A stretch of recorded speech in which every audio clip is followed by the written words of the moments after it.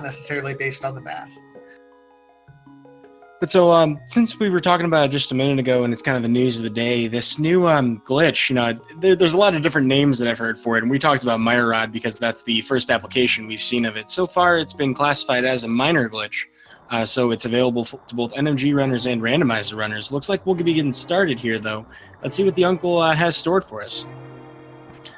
Yeah, do you have a preferred item that you like to see starting off with, Uncle? Because it kind of depends, what Uncle gives you determines a lot of the early games. So do you have a preferred item to see?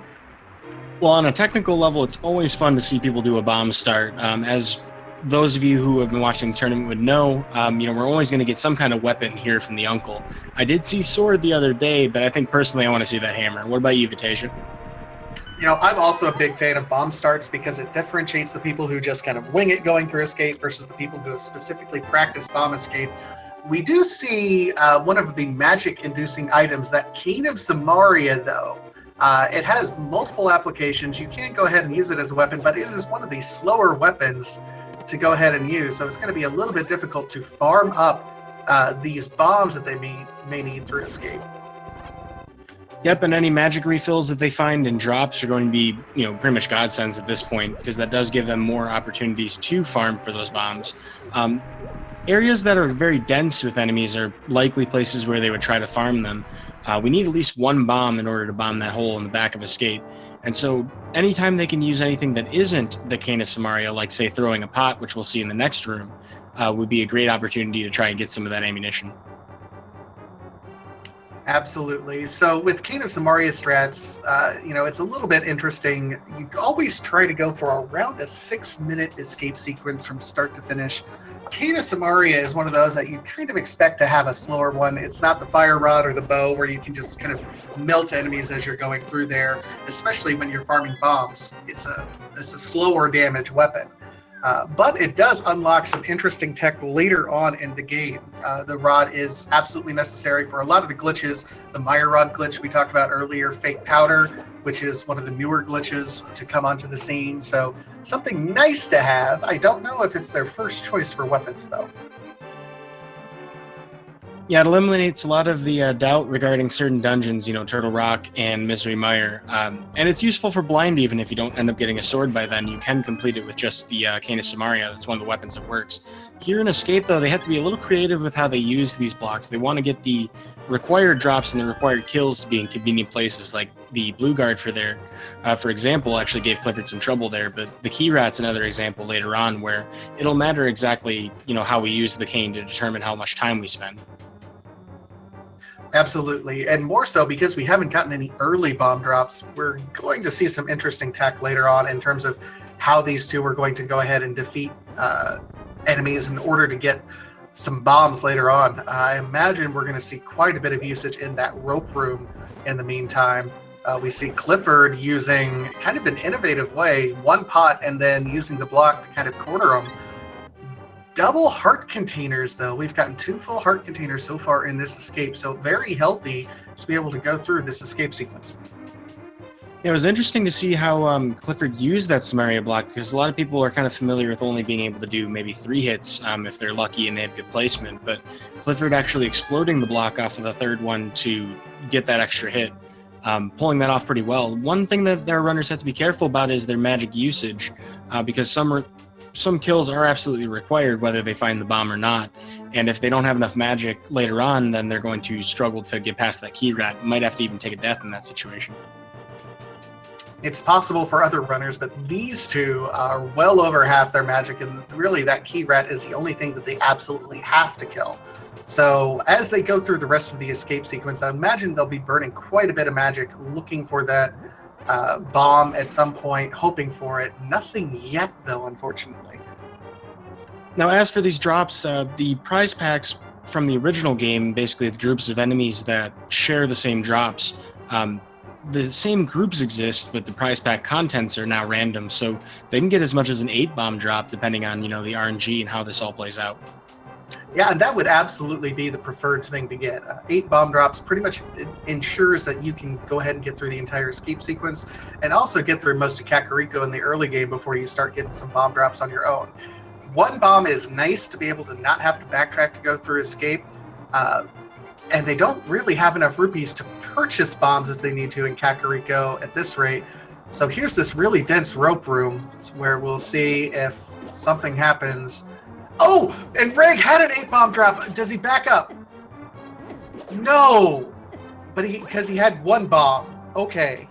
Yeah, I mean, the 1 bomb, definitely a reason to keep going, but it's like 8, though. You know, that just feels bad when you skip that, but he was already down the staircase and had a few frames to just kind of like contemplate his decision. You know, wonder, what could have been. What could have been, absolutely. It does mean that at least Reg, at this point in time, will be a little bit better off. Clifford, unable to find any other bomb drops at this point in time. That's just lucky for Reg at this point and bad for Clifford. We'll see if it makes too much of a difference here for Reg, though. Yeah, there will be numerous rats to kill in the next room, so he does have a chance to kind of catch up a little bit there, but he's down to 1 heart. He gets a full magic refill, though, and both of our runners have. So they're both going to be able to continue to use their Canis Samaria with impunity. And I didn't necessarily see anything worthwhile in that escape room, so the biggest thing at this point will just be the knowledge that Clifford will have to come back here at some point, so that's about a minute or 2 increase in time that Clifford will have to eventually come back for. He's trying everything he can to avoid it, but it's looking like an inevitability at this point, so that is also a time advantage that Reg has from simply not having to have searched as long. Yeah, when the Beatles said, all you need is love, I don't know if they were thinking about escape, because really, we'd like some bombs to go along with that love. Well, both of our runners took a little bit under, well, right around 6.5 minutes to finish their escape. Kind of a long amount of time, but we're going to get rewarded with blue mail in the sanctuary chest, which is going to make the low or relatively low heart situation we have now a lot more comfortable. Well, so far, yes. We'll see. Reg does look like he's going to go up, check to see what's on this tree pole. I mean, that's a nice tier 1 tree pole, full magic pots. That's something to keep in mind if you need to use magic a little bit later. Well, I think that would have been the tier 2, wouldn't it have been? He's killed at least 4 enemies by now. You're right. That would be the tier 2. I'm sorry. Was that a lift upgrade in Lumberjack? That was something. I didn't get a good enough look there. I need to take a second look there. Thankfully, Clifford's going to do that work for us. Hoarder having just some health, which is convenient if you're really running low, but certainly not the bombs he's looking for. That is a lift upgrade. So this was an absolutely Agahnim required, and that's good intel that both of these runners have. It'll be interesting to see if that's our first lift upgrade or the second, if they can put it off a little bit of time. However, finding our first sword already in the Thieves' Hideout could be pointing to a possible early Agahnim regardless. Yeah, it's great news to find that sword.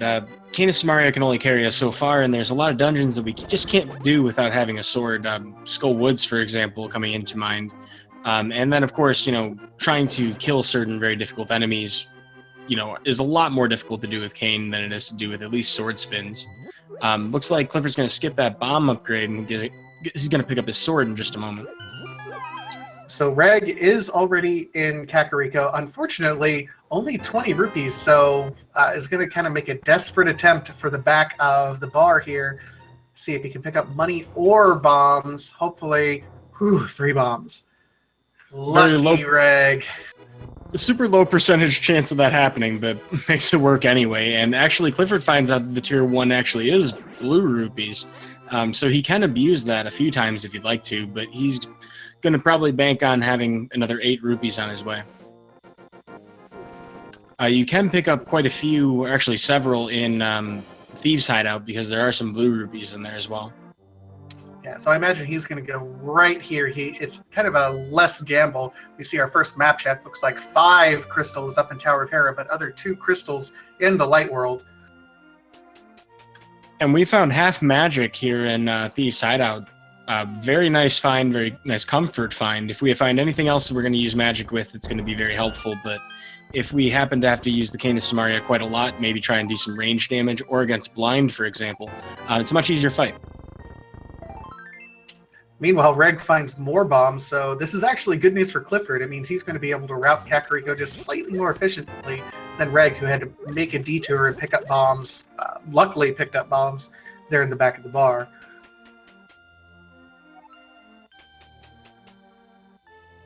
And this is a very healthy seed. Already 7 hearts for Reg. My goodness, it's been a long time since I've seen a seed this healthy this early. It's just raining love here in the well. We're finding also some big 20s, quite a lot of rupees. 3 in a row, actually. Of course, with all this love and all these rupees means almost no progression right now. Kakariko is Lakariko today. So naturally, that means both Agahnim and Ice Rod Cave, right? Well, we already know it's an Agahnim required, so really all we need is a lamp and another sword or the cape, and it could say, yeah, I'm done giving you stuff in the early game. Go to Dark World that way. Looks like Bottle Vendor is a life lesson, just another big 20. So we've found 80 rupees in big 20 so far. That means there's at least 16 more left, unless I missed one. I think there was actually one in Escape, so there should be 15 of those left in the world at this point.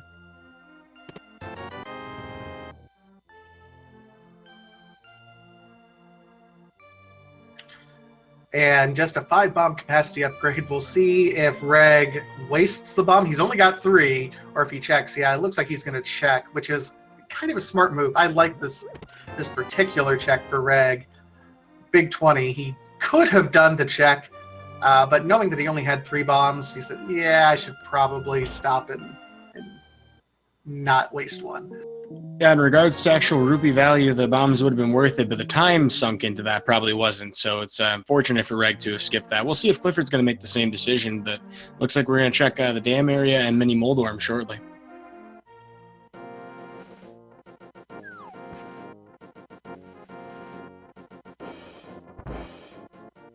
And I will say this: I've played seeds that had a lift upgrade on the lumberjack ledge before. I've actually really enjoyed those seeds, in part because if it's the second lift upgrade that is actually being blocked, it blocks off a lot of the world, so you know where your progression can and can't be.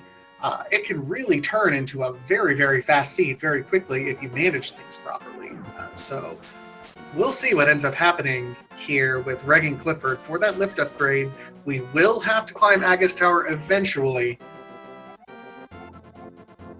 Well, it looks like Clifford decided to grab that big 20, so he's going to have a little more rupees than before. But we found a Master Sword, slightly soggy sword, actually, in the dam once we drained the water. So if the Sword of Evil's Bane was in the bottom of a lake, I mean, we're just missing our mystical woman who would throw swords at us. Best form of government ever. It certainly seems like a King Arthur reference of some sort, of legend, and so we find out that the original design for A Link to the Past, not that creative apparently, but here in Mini Moldorm Cave, putting that Master Sword to good use right away, it's a lot easier to kill these. We don't have to spam bombs or Samaria at this point.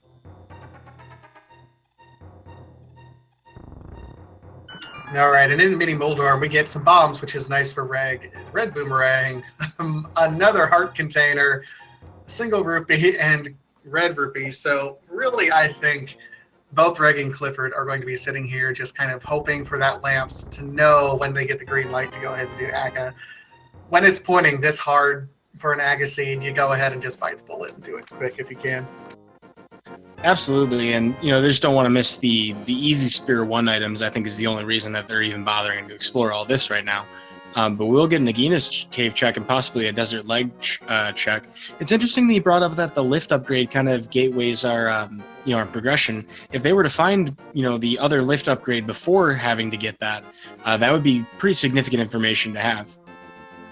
Absolutely. It also might be worthwhile to know that in order to get that item, you also need to have the boots, so it may not even be beneficial to do Aga until you get the boots. Although, if the rest of the seed... And there's one lift upgrade in Ice Rod Cave, so that's significant.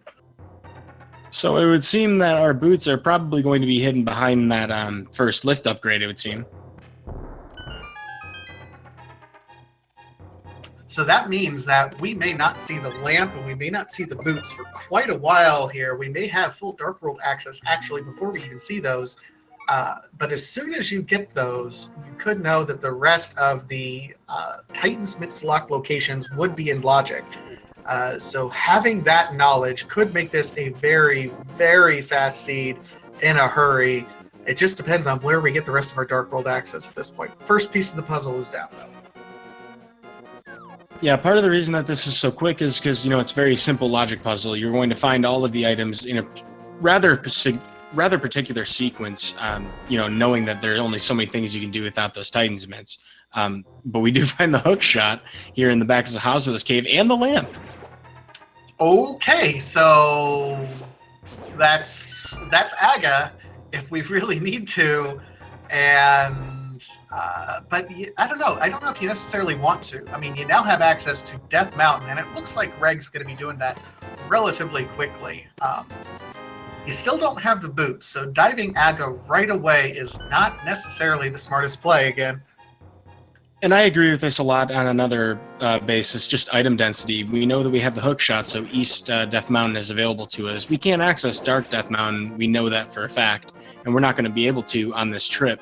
But with so many items that you can check, having access to both left and right, let's just say you find the mirror, you get Spectacle Rock and Tower of Hera out of it, with the lamp that you would need for the torches in the basement. So I'm 100% on the same page as Red here. That makes a lot of sense to me. And there's a question in chat that I feel like I need to address. Why would you wait for boots before doing Agahnim? The idea is that you need the boots to go ahead and open that Lumberjack Ledge item location anyway. There are two conditions for that. You need the boots, and you need to do a complete Agahnim. Now, the actual climb up Aghanim's tower can be a little bit difficult if you're under-equipped going up there. Just Master Sword doesn't make it as easy. I mean, it's intended, but if you can wait until after you get Tempered Sword or Bow or some other equipment loadouts and then go up there, once you have the boots, you're not going to be able to get that item until you get the boots anyway. Might as well wait until you're better equipped and can complete it faster. Plus, dash strats through Aghanim's tower just feel good, but it looks like Clifford's going to head back for the back half of Escape that we missed earlier, so he's not forgetting that. Yep, worthwhile to go ahead and do this while you're still thinking about it. Top of Spectacle Rock is 20 rupees, and the other item inside the cave is just going to be a full heart container, so not a whole lot being found by either of our runners at this moment, but looks like Reg's going to make sure that he doesn't forget to head to the east side. I mean, all you need is love. Love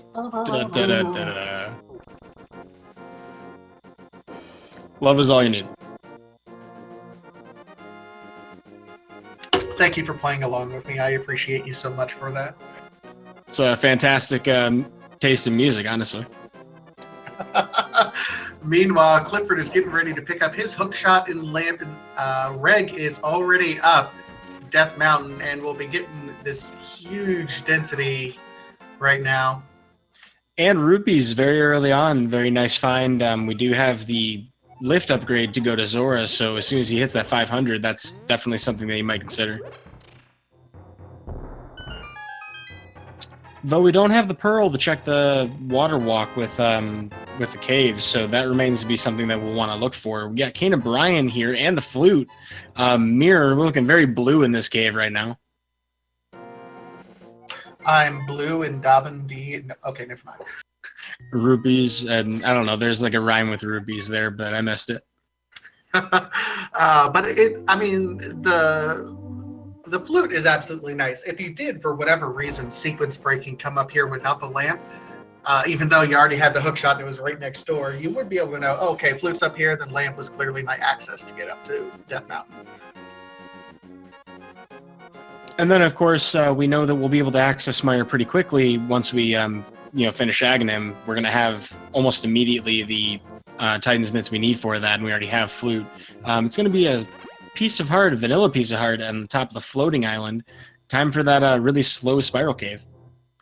Spiral Cave of Shame, which, considering that the boots could absolutely be here, and that would say, okay, time to go ahead and do Aga, we still don't have the Moon Pearl, which is unfortunate. I think after this, We've seen kind of everything. We haven't dipped into Eastern, so would you dip into Eastern or go ahead and do Agahnim? Well, there is a chance that Moon Pearl could be on the pyramid itself, and that's the tough gamble to make. Now, if they were to save and quit, from the pyramid, they'd still land up on the pyramid. They'd have to mirror out anyway, and they could save and quit after that. And I'm sure there's portals they'll be able to access with the once they have the boots to get the lift upgrade. So I don't know. It seems like a kind of like a non-issue to me, but I think I would probably go to Eastern just for all the items there. It's possible. Reg is saving and quitting and went actually back to the old man. He did get the mirror, which does unlock Tower of Hera, interestingly enough.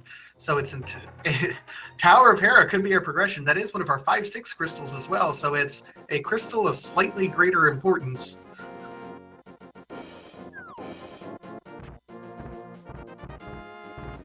Getting a brief glimpse of the bunny sprite, which is an actual mushroom. Very creative. I gotta love the hundreds at this point of sprites that we have available for racers. Clifford opting to just go with straight up regular Link, which I think speaks to maybe a love for NMG. I love that guy. Well, and it's really interesting, the difference between NMG and the rando speedrunners, because the people who have done NMG for years are so used to how the sprite looks and the setup required to do bomb jumps and things like that you don't want to change your sprite, because it's how you set up your entire setup to go through for the shadows and the pixels and where Link's hat is sitting in just a certain way. You don't want to change the sprite. But for others, those of us who maybe are just getting into the speedrunning scene from the start of Randomizer, you're like, yeah, let's play with these sprites. Let's learn something new and just have fun with it. I think it would mess with Ice Palace Bomb Jump most for me, although I haven't had that issue using the Luigi sprite. That's my personal favorite. Yeah, because I line everything up with the shadow, I'm good. I like using the Terra Esper sprite myself because it's thin, and so I can see the shadow a whole lot easier. And that's definitely something of note, folks. If you're considering, joining, say, the next tournament, you definitely want to practice with the sprite you prefer, particularly the tricks, because very easy to mess those things up if you're using something you don't normally play as. Oh, absolutely, absolutely. It will wreck your day. Also, we've waited out the tile room. It's going to give us the big key, which means we can complete the rest of the dungeon. I don't remember if it was a map or a compass in the first downstairs room. But Reg is going to be able to full clear this completely. Showing us some pretty nice sword spin strats that I haven't seen. Very nice clear of that hard hat beetle room. Normally that takes a couple of extra seconds, but that's pretty slick looking.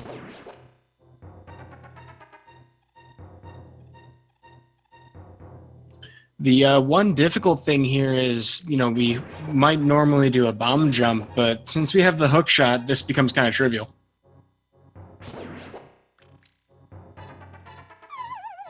Looks like...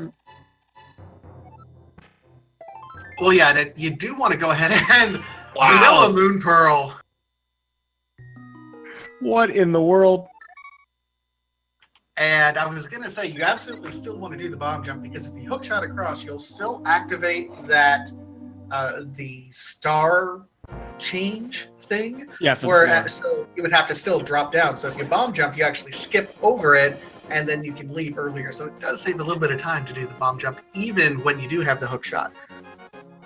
Yeah, that's absolutely the case. I'd forgotten about that, because if you have boots, it doesn't matter. But yeah, so what a crazy find to get that Moon Pearl. Reg gets a gigantic advantage here in Tower of Hera, immediately rewarded for remembering that he did just pick up that mirror. Clifford's going to take the time to activate the flute. Remains to be seen if he's going to remember that Hera is one of his options right now. Yeah, that is huge for Reg. He still doesn't necessarily have Dark World access right now, so I still think he's going to be looking elsewhere for maybe one more item, maybe dipping Eastern. But that Moon Pearl might mean doing Aga wouldn't be so bad, because then you have access to all of the east side of the Dark World, and we could be looking into Pod for our next kind of hint in the progression chain. I think that the Moon Pearl is something that would definitely sway me towards Agahnim at this point, just because, of how much of an impact that makes. You don't have to worry anymore, about whether or not you're going to have anywhere to go from there. If I had not found it, then I would definitely be dipping into Eastern right now, regardless. Now, this is something to kind of take into consideration for Reg and Clifford as they're going through this seed. The sooner that you end up defeating Agahnim and you have the mirror, when you do save and quits in the Dark World now, you will appear back in the Dark World on top of the pyramid, as opposed to the rest of the game. If you never defeat Agahnim or never pick up the mirror, when you save and quit, you have the option to, in the Light World choice of where you're going to do. So with the mirror and with Agahnim being defeated, this is going to be a little bit interesting for Greg. He won't be able to do the nice clean save and quits, so he's hoping that he doesn't have to do a ton of those.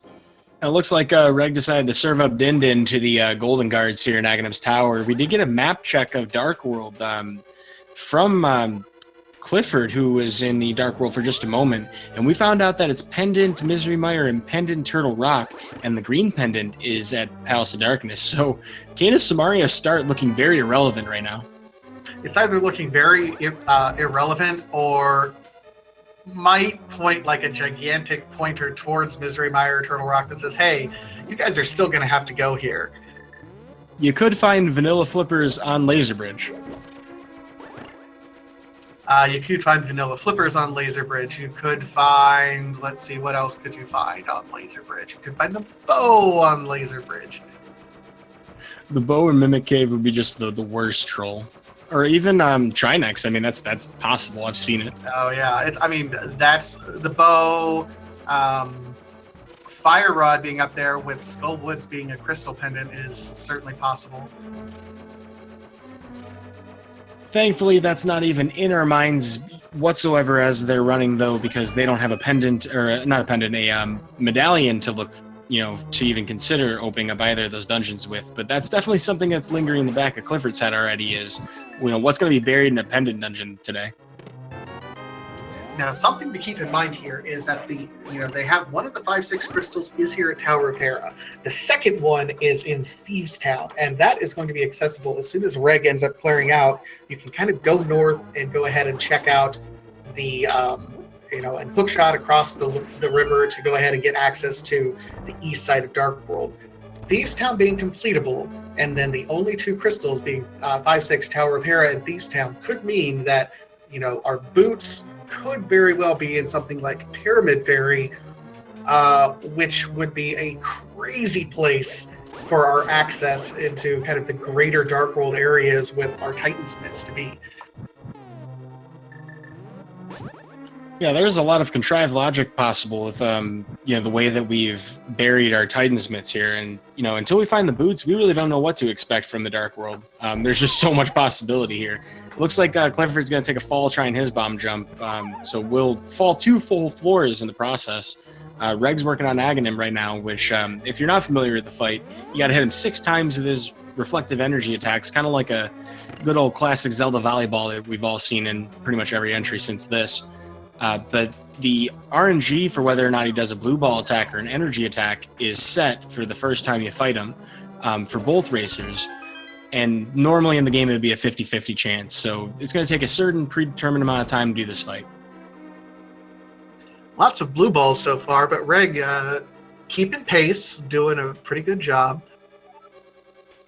There's really only one way to optimize this fight. You can knock Agahnim towards the center, and that usually reduces the amount of time he spends warping, but that's about all you can do to save time here.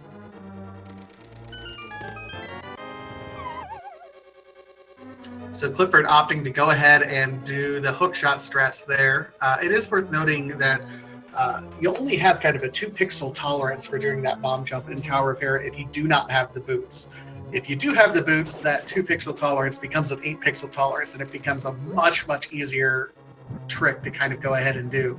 So I do not blame Clifford even one bit for missing that particular bomb jump, because 2-pixel tolerance is just tight.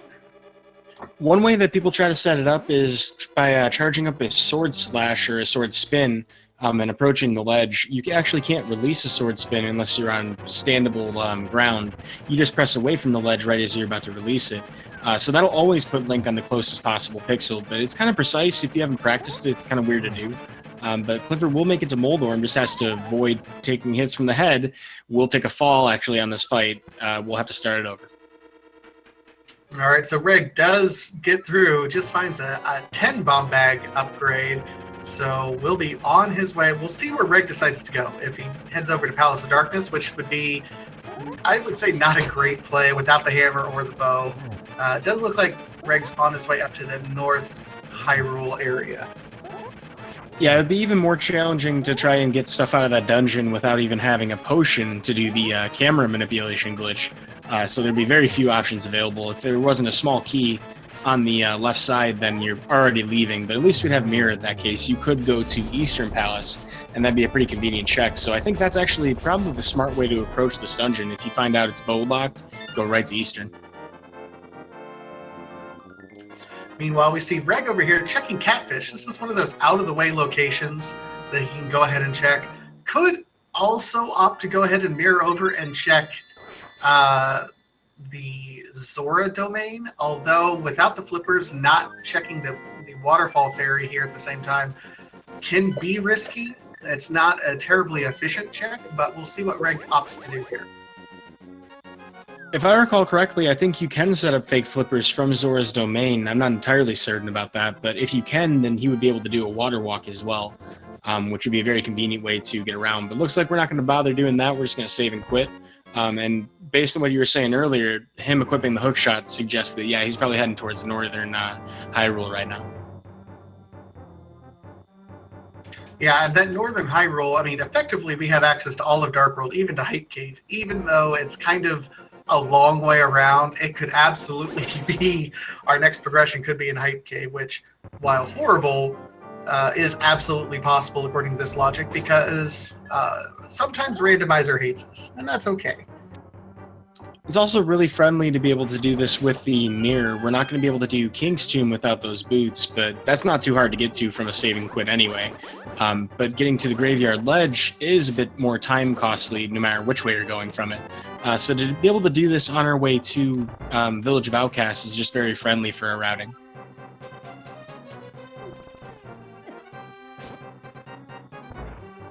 Well, Reg's going to check that. Clifford, in the meantime, making his way up the actual Hyrule Castle Tower. Going to pick up his key real quick here, and he's got a few more floors before Agahnim. Here in the ledge, we have our first bottle. That's actually really nice because, one, it's just nice to have bottles of safeties anyway, and there is a fairy in a bottle there as well. So nice safety there. That is our first chance to be able to check Sick Kid right on your way over to the Village of Outcasts. And a quick map check there for Reg. With that mirror, we'll be able to check Sick Kid in along with everything else that he's doing in Village of Outcasts. So nice pickup there. And speaking of the Pyramid Ferry being a possible boots location, we are heading towards Village of Outcasts for overworld checks anyway. It just so happens that Thieves Town is the other red crystal, the other 5-6 crystal. So we have a very good reason to be checking that right now. We don't have the hammer, though, so we could potentially be leaving an item in the basement. I mean, I think that's one of the best worst case scenarios I love seeing is, could there possibly be an item in that particular chest? It's been a while, I think, since I've seen anything that really hard points to something being there and a player being penalized for going there early, but we might be due. It was interesting to see Reg go towards, Village of Outcasts, change mind as well on the path. I was actually very surprised to see no bumper cave check. That is information that might be valuable, but he's going to opt to go into Skull Woods instead because there are only 2 items in here and they're pretty quick to check.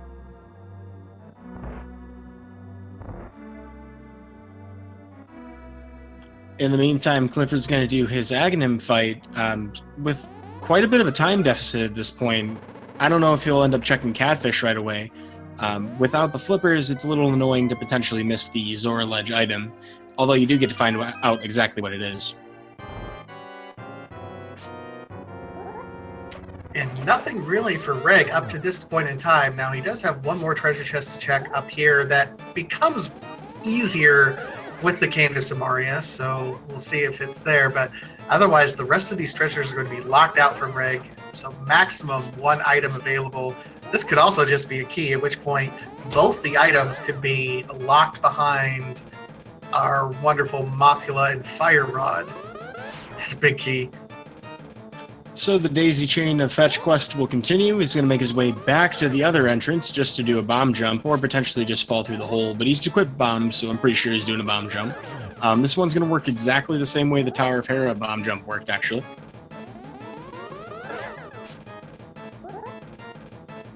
Oh, and our wonderful tracker, Merc, actually corrected me. They did get one item from Skullwood, so thank you. And shout out to our tracker, Merc, for double-checking me when I miss things, because I listen to myself talking too much. Certainly is easy to miss things when there's two runners going on at the same time, though. They are also in very different places. Right now we have Clifford dealing with the same blue ball RNG we just saw a little bit ago, probably a little frustrated with that. Obviously, they can't, gain or lose time against each other in this fight, or at least not more than a few frames from the positioning of Agahnim. But at 35 minutes in, getting his first Dark World access, he might feel like he's a little behind at this point.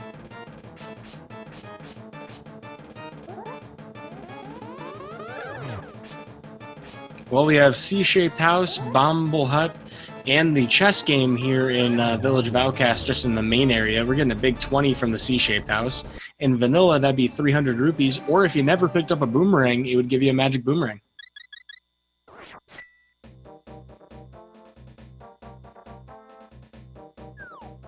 All right, Reg mirroring over and going to see if this bottle actually leads to anything worthwhile. Now, the Kakariko village becomes slightly more dangerous, with guards actually free roaming now instead of just being called. So we'll see. Now we see the blue guards, and this is the first time Reg is actually popping back to activate his flute. That's interesting to note, because Clifford did one of the time differences here, in addition to his struggles with Moldorm and Tower of Hera in general. Clifford did lose a little bit of time from dropping down, saving and quitting, going back down to Kakariko Village, activating the flute, and then coming back up. Reg doing it much more organically. He knew he didn't necessarily need the flute in any of the routing he did. So, kudos to Reg for doing that just so much more smoothly. Yeah, to Reg's credit, he didn't really need to use the flute at all, and Clifford hasn't really used the flute to any kind of effect to save himself any time in the meantime. So this does look to be a pretty healthy advantage right now for Reg as far as routing goes. Absolutely. So Reg now will have the chess game, and then I can't imagine Reg wouldn't go ahead and dip down into the Thieves' Town. We'll be able to complete. The nice thing is we'll be able to complete kind of the South Dark World area, even if nothing is in Thieves' Town. We'll be able to kind of route down, get Stumpy, get K45, get Hype Cave, and transition right into picking up his bomb and mirroring to the Light World, and then picking up the Pyramid location. So excellent routing here by Reg. Yeah, certainly a lot of important things you can do at once. Plus, since we have defeated Agahnim, we can actually use the Castle Gate Warp to do the fast big bomb strats, which is very nice. There are 4 chests here in the beginning of Thieves' Town. One of them will definitely have a big key, potentially the others having maybe a map and a compass as well. Haven't found anything of value yet, but it looks like our Zora trade today is going to be a very expensive drug deal. We're getting the mushroom, and he has the flute, so he can check it immediately, although he may opt to potentially do a fake powder in Village of Outcasts. That's a bit of a long shot, though. Yeah, I wouldn't turn in the flute quite yet, or the mushroom quite yet. Looks like we might even get a quick reset if it ends up being nothing. But yeah, that's probably the most expensive piece of drugs I've ever seen in my entire career. I need to stop right now before I incriminate myself on live TV. Hey! Well, so the deal didn't end up being much, though. He only gets a little bit of love. So as you mentioned before, he's going to do a hard reset. This is completely fine for a race. You just lose the time that you spent checking it. But now he still has that fake powder available to him if he wants to just use it, or potentially try to do the magic bat next time he's in Village of Outcasts. So the only thing that we can potentially miss here in Thieves' Town for Reg is that one chest in the basement hidden behind the hammer pegs. Remains to be seen if we find the hammer in here. That's still a possibility. And if we do, we can fully clear it. But it's also possible that we can, by process of elimination and exclusion, find out that we don't need it anyway.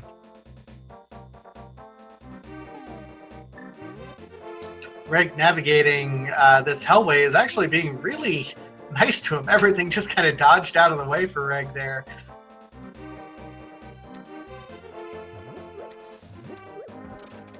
Also, with that, Clifford realizes there's nothing on the east side of Dark World that he wants to do right now. Palace of Darkness, quite a gamble, not necessarily going to pay off too well just yet. We'll make the same checks that Reg has made, although we might end up seeing that bumper cave, which we didn't see before. Reg's not finding much of anything in Thieves Town. I've seen some health on rupees, and that's about it.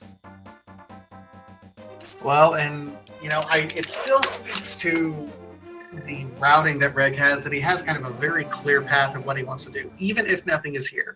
Even if nothing is in Digging Cave, Stumpy, Cave 45, or Hype Cave, he's still got that check over in the Pyramid Ferry location. So he's got a clear plan for the next 15-20 minutes or so.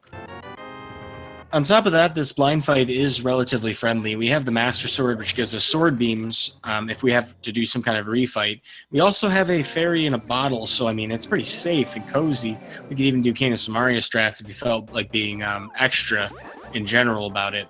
But the only thing that could stink about this dungeon right now is just that one potential missing item. It could require a double dip, but as far as double dips go, you know, if you have easy flute access and a portal right next to it, I wouldn't find that to be all that bad.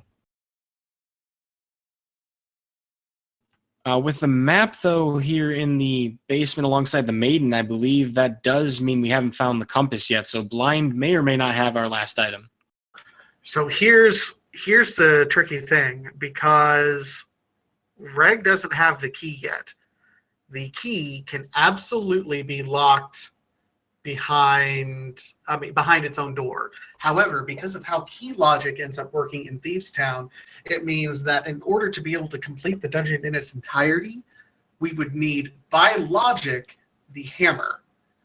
So it's entirely possible that we likely won't necessarily get anything here from Blind himself, but we need to be cognizant of, if he does end up giving us anything, that it is designated to be hammer locked. That does also indicate that our 5-6 crystal, everything in that Pyramid Ferry location, is designated to be locked behind the hammer. And I didn't catch that. That wasn't a small key that he picked up, was it? No, it was a little bit of love. So that small key is absolutely in that big treasure chest, which means that everything in the Pyramid Ferry location is designed to be locked behind the hammer. This is big if you happen to know Thieves Town key logic, and you can kind of make out where the hammer is going to be from there.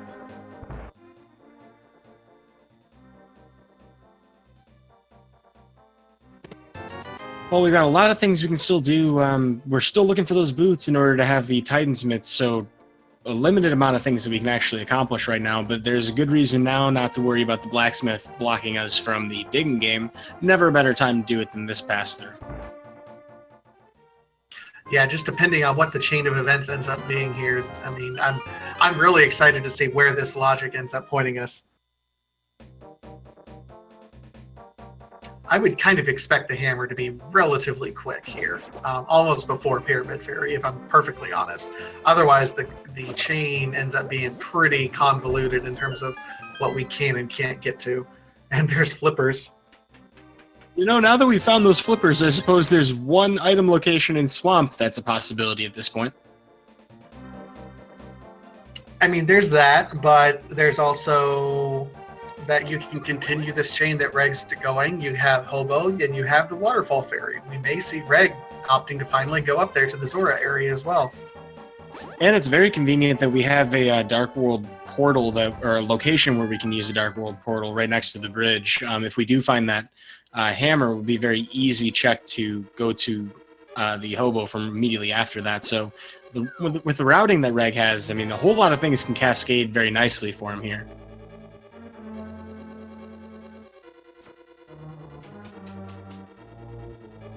Well, Stumpy here today has our Ether Medallion. We do not know yet whether or not any of the medallions are required. Potentially the same medallion for both dungeons for all we know, or potentially none at all if they don't have any required items to complete the game. So that remains to be seen. Yeah, I think medallions, when both Misery Mire and Turtle Rock are both medallions, picking up a medallion is the last thing you want to see, because that could point to actually having to dip those, and no one wants to dip Pendant, Mire, or Turtle Rock. Then again, though, that isn't a chance to see that new spicy ALTTP speed tech. Oh man, that would be absolutely amazing if something was there. So Hype Cave, let's see what we have. We have Fisher Price, My First Shield, the shovel, oh boy, another heart container, bombs, and green rupees. So Yuta, I have a question for you. Absolutely. Do you want to do a fetch quest? Did we just get a shovel? Looks like Reg's gonna do a fetch quest. Yeah, so Reg is going to go ahead and do the big bomb check. We know that we're not going to find the hammer here. Absolutely. And Hype Cave is hype yet to be determined, because if something's in shovel, then it becomes a Hype Cave.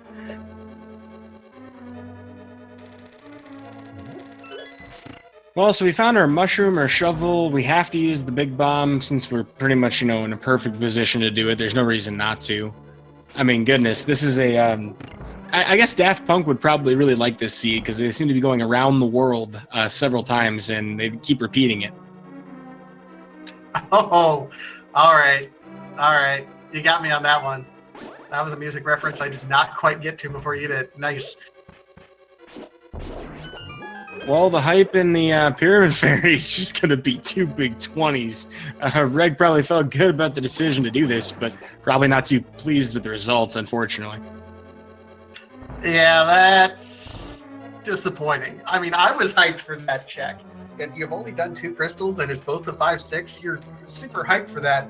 Meanwhile, Reg is going to come down here. This is going to be a good check for Reg. He's going to jump down here, be able to do Hobo, and then route in the Pyramid Fairy and the entire Zora check here. So I really like this play from Reg. I'm of the same opinion. This normally takes a lot of extra time. So being able to do this right now is just fantastic. Whether or not it results in anything of value, certainly going to be an exceptional find with boots. All right, and we know those boots end up leading to your Titan Smiths, which just opens up everything in the world. So, I mean, the hobo knows that we're trying to take down Ganon, but doesn't really have, a shirt to give off his back. He's really just going to give us his stinky old boots. And as it turns out, he is Pegasus himself. He is going to make us go fast and make us lift real strong, too. I mean, this is like a very strange version of Hercules right now. I was going to say, I don't know if the hobo actually knows those are Pegasus boots because he spends all his time lying around all day. Well, so we never checked the island before, and Reg's going to make his way to Zora's anyway, so he's going to get that big 20. In the meantime, Clifford's going to take care of Blind. We'll get an opportunity to see what's in Waterfall Cave, finally.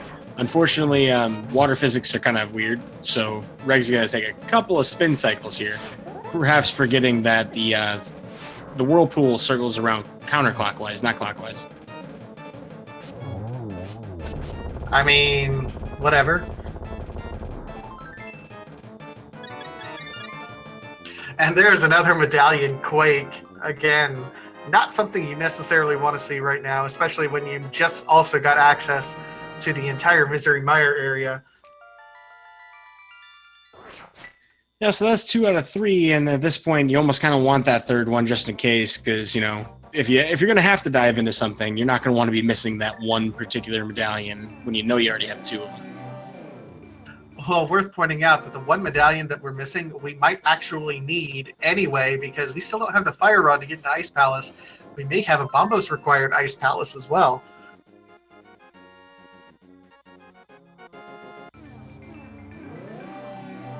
Well, so with the mushroom, I'm kind of curious if Reg's going to try to do the exact same thing. He's going to Mountain Cave, and that's the fastest to flute from. Certainly seems likely he may end up doing the same hard reset. And he definitely has to go pick up the Lumberjack item. That's got to be priority number 1 after this, if not right now. Yeah, looks like he's going right to the Lumberjack right now, which is a perfectly fine play. Still missing that hammer, though. We know that the Pyramid Fairy didn't actually lead to anything, which is slightly disappointing. I was so hyped for something to be there, but it's good for our logic because it means that nothing was necessarily required or locked behind the hammer at this point. So I gotta wonder, I mean, you just get Titan's Mitts at this point. I mean, almost 50 minutes into the seed. Where do you go first? Kind of hard to pick in my mind. I don't know if it's so hard if I were these guys. I think at this point you flute over to the Mire area, you check Mire Shed, you check Checkerboard, and then you can go ahead and do Desert as well. You got boots, you got a fire source to complete it, and at least Desert Palace is a crystal. You'll kind of get a hint what Misery Mire is per se, but that's kind of what I would do in this situation. And then maybe after that, do Dark Death Mountain at that point. Looks like we're going to get a north check with the 2 boots locations first, though. Reg being very thorough with overworld locations. And as many of the people in this tournament and simply in the community who plays casually would know, version 29 seems to be replete with overworld items. So I can definitely agree with him making sure he is at least making sure these locations have nothing for him. Yeah, it absolutely seems like it's at least better for Overworld, and according to the programmers, it absolutely is more beneficial than it had been in the past. If you remember, when version 29 came out, the big hubbub was really rebalancing things so that it was no longer weighted heavier towards doing dungeons. It wasn't that Overworld was made greater likelihood, it just was slightly better. What is Reg doing now? Oh, he's trying to set up. Oh, Reg is trying to set up Houlihan. That's kind of interesting. I'm not exactly sure what he's looking to buy. He's probably trying to head into Palace of Darkness then. Yeah, he doesn't have the rupees for Palace of Darkness right now. That is interesting because that's the only thing I could think of that he would need rupees to buy. Kind of a preventative measure, but with so many item locations that will probably have some rupees in it, I think Reg would be better served going to the Mire Shed first. Seems to be where he's heading right now. Yep, looks good. We might even get a check to say what exactly, and it's Ether. Vanilla Ether is required for Mire, which we do have access to, so we have everything necessary to go ahead and full clear Mire if we need to. I don't think Reg is necessarily happy about that. However, the Walrus Prime fans out there will be very overjoyed to find out that a bird toss is possible. We'll remain to find out whether or not Reg will go after that. After all, he still has to do Desert, but I'm sure holding out for it.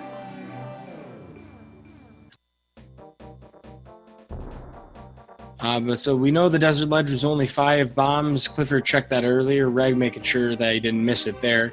We'll do the reverse side for here in Desert Palace, which is very nice because we have the mirror, so that becomes much easier to do.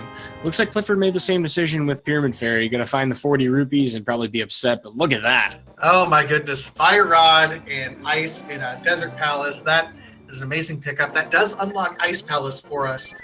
What are we, are we only waiting for Bow and Hammer at this point? As best as I can tell, that seems to be the 2 things we have to have. Remains to be seen if Ice Rod could possibly lead to that bow. That could be one thing. I don't think Hammer, we need Hammer to get into Turtle Rock in the first place. So that's the one exotic way that we could end up still requiring something, like that. But as far as we know, we're pretty close to where we need to be for Go Mode. Yeah, I think if you're both of these runners, you want to find the bow before you end up finding the hammer, just because the hammer unlocks so much. Ice Palace is not clearable until you have the hammer. Swamp Palace, not clearable until you have the hammer. Eastern Palace is the only thing that's really... Eastern Palace and Palace of Darkness are the only ones that are really blocking by the bow, so you want to find that bow sooner. If you get hammer first, it unlocks so much of the world that bow could be anywhere.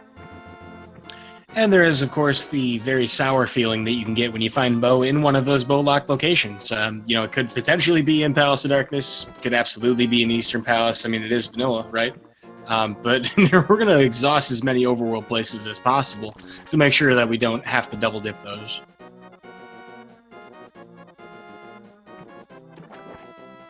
Well, it looks like Clifford is about to get his boots, so just over 54 minutes, his run can finally start.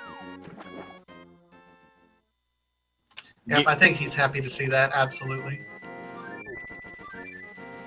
One of the nice things about having boots is they can now do something called the key dash. We saw Reg do that just a moment ago.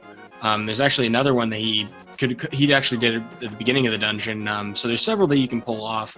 A lot of movement tech in this game, things that make these seeds faster, really comes down to those boots, not just because we have faster movement speed, but because a lot of things are kind of synchronized to how you do dashes. So everything will kind of be a lot quicker from this point out, not just from our movement speed, but also from some of the speed tech, like item dashing and spin speed and item super speed from item dashing, for example. All of those things can really enhance our runners throughout some of these longer screens.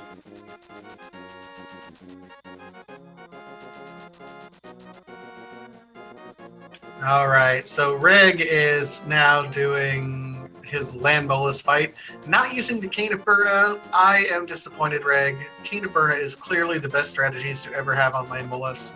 Come on. It would seem he's opting for the Trogdor strategy, where he's just going to burninate the peasants. And that's fine. Clifford, meanwhile, picking up his Titan's Mitts, happy to get those.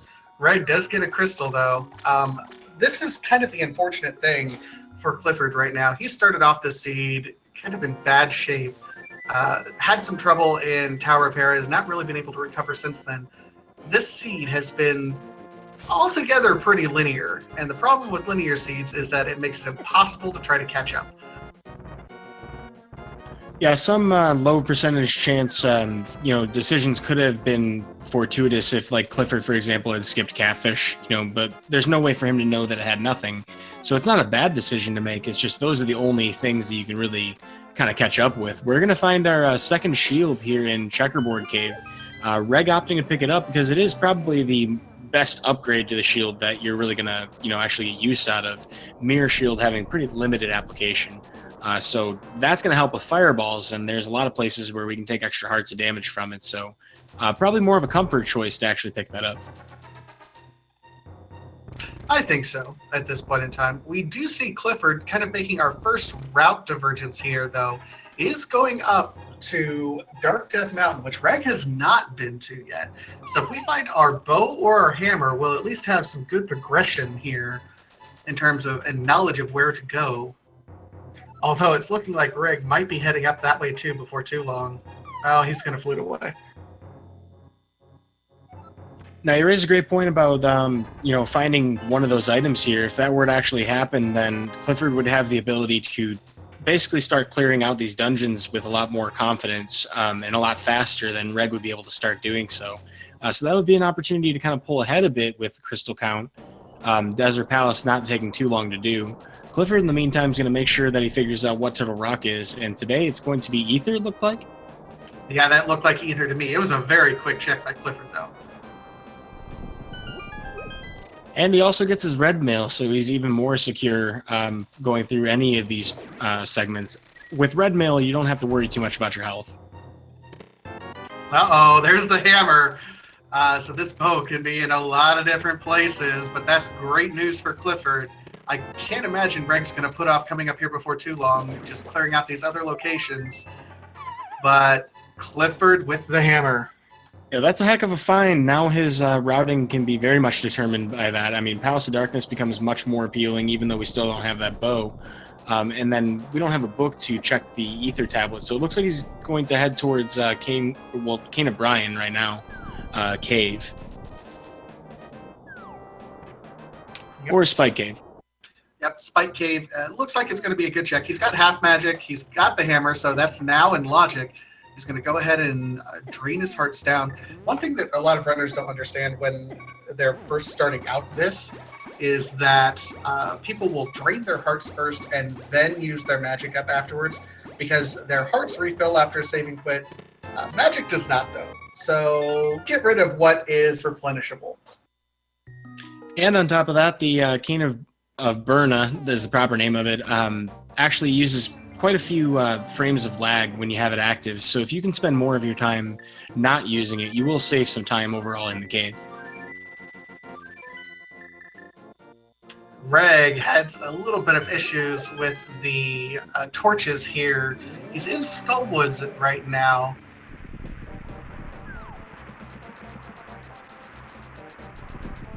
And it looks like Reg is going to be doing the same sort of misery Mire checks that Reg just completed not too long ago. Yeah, so it would seem like a frantic search for the bow, because that's the only thing really keeping him out of Eastern Palace and Palace of Darkness right now, which would be the largest chunk of remaining items to check. Swamp is available. I was going to say, Swamp seems like it'd be an interesting location. Pod also would be kind of an interesting check, because you would know immediately if the entire dungeon is bow locked for ourselves. So if Clifford doesn't know where Reg is, so he doesn't exactly know that he needs to make some gambles at this point in time, unfortunately. He's really, really got to push this advantage with the hammer and checking the locations like Swamp and Pod, I think. Well, the good news for Clifford is that he did save a little bit of time there by not picking up the fire shield. Certainly not something you have to have in order to complete this game, so every little bit will count for him there. We don't have a book, so Reg here is not going to be able to get the easy pedestal check. It is still, I think, possible. Let's see here. Turtle Rock, Misery Mire, Pod. Yep, we can't. Bo is not going to be on the pedestal, so Pet is dead. Yeah, and it would be a little different if we could possibly, not be bow locked behind, whatever we're going to need for the pedestal. But the only thing that we could need beyond that would be the ice rod, and that won't work. If there's just one other major item we needed, then that could be a possibility, but nope.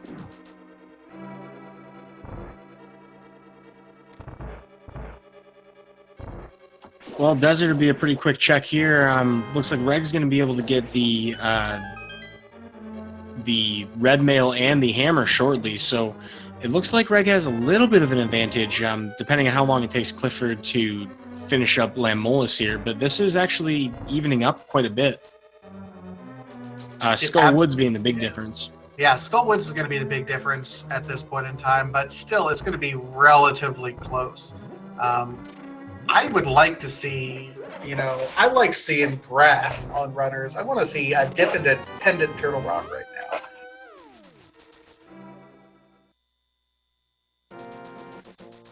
Certainly is on the table, and Clifford had an opportunity to do that once he found the hammer, so it's kind of interesting to see that he didn't really want to even do that remotely.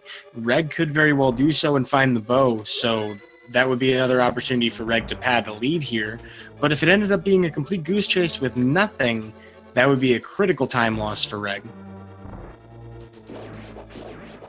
I mean, when you're only one item away from go mode, I mean, when you're in a race, you stop and you do what's most logical. And obviously, going into Turtle Rock right now would not be logical in any capacity. You want to check Swamp.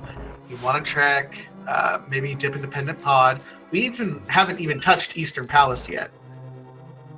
But I like gutsy plays. And when you're facing elimination, when you are these runners at 3-2, and knowing that you are one loss in a head-to-head match away from elimination, sometimes you gotta make a play. And sometimes that play doesn't have to be logical. And the other kind of challenging thing for the runners in this position is, both of them skipped Eastern Palace, and that was something available very early.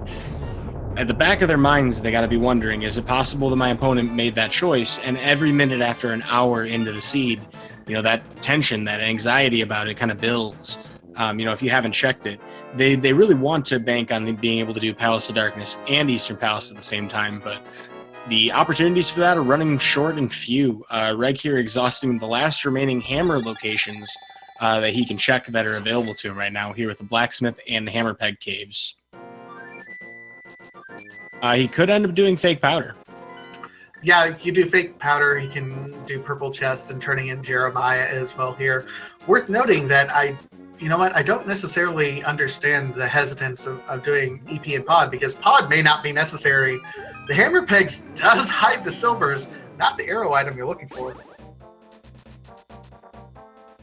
Never a bad find, but certainly not the timely find. Still looking for something to shoot those silvers with, but certainly good to have, for a safety item. One thing, though, is that if you're behind in a race, having early access or easy access to silvers is sometimes a bit of a curse because your opponent will have it, and that's a lot less time that you can make on like a boss fight like Ganon. Hey, but there's our last medallion, so we got Bombo Smiths today. I didn't think Smiths did magic, but sure. And we see Reg. That's the problem with half magic. To set up this fake powder glitch, you do have to have no magic.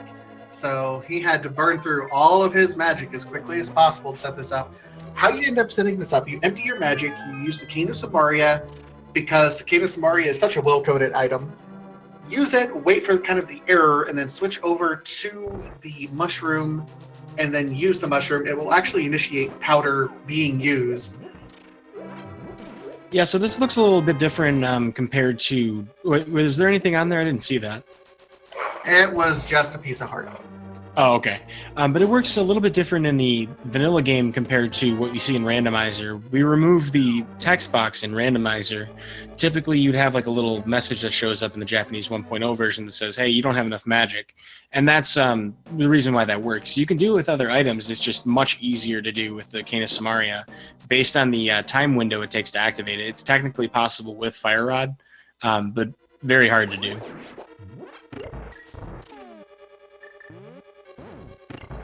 It's supposed to be something to do with the mushroom and the powder sharing the same slot. Yeah, I mean, it's complicated.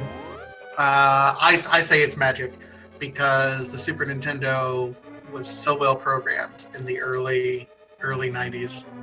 Not a flaw anywhere. No. Perfect. But so we're going to get the bad results of the drug deal giving us just a piece of heart after all this fetch quest for the 500 rupees that we spent for Zora. So a lot of time wasted in that endeavor, and Purple Chest only gave us a heart container, but Reg's going to take the advantage of being here to buy a blue potion, so pretty much stocking up for the end game. Yep, might as well do it while you're in the area. The nice thing, too, is that you can also buy a green potion and drink it on the spot to get a relatively inexpensive, magic refill. You normally have to wait for a boss kill or to just find a magic drop or potentially bonk into a tree that has them. But those are all things that you're not necessarily going to do in a timely fashion. Since you're right there, that's pretty easy to do. And here's our first shovel check, and it's just a big 20. The fetch quests are not very powerful today. Nope. Our fetch quests, frankly, kind of stink.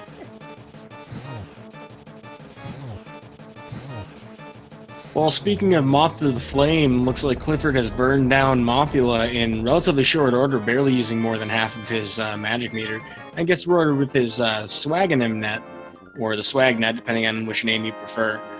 With that crystal, we are tied up on dungeons, and Reg is walking into Ice Palace, which is a very quick dungeon normally. We don't have that bow, though, so we might end up exploring quite a lot more than we'd like to. Yeah, it'll be interesting to see what Clifford ends up doing. Does he opt to go ahead and start diving dungeons as well? Or does he check some of these other overworld locations, similar to what Reg did? It's tightening up, though. This is becoming a much tighter race.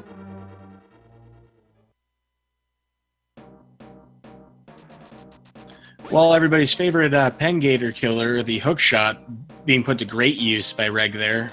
Very smart use of both the movement tech from it, because you can grab onto most of those things that are most of the sprite objects in these rooms in Ice Palace. Great way to help with the ice physics. We only have Master Swords, so this dungeon's a little more difficult than it's intended to be. Absolutely. We'll see how Reg ends up navigating here. I don't think anyone's a fan of this particular dungeon. I mean, it's just terrible.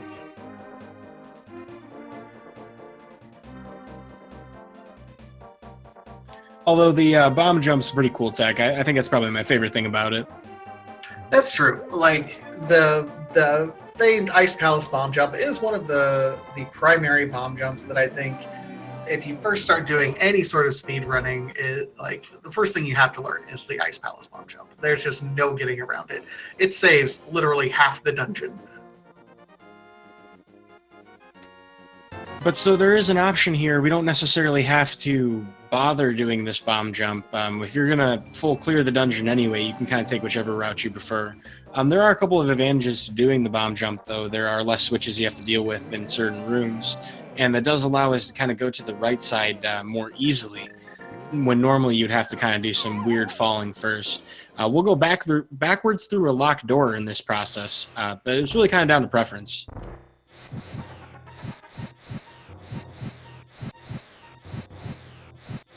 Well, Clifford has his bombos from the medallion smiths.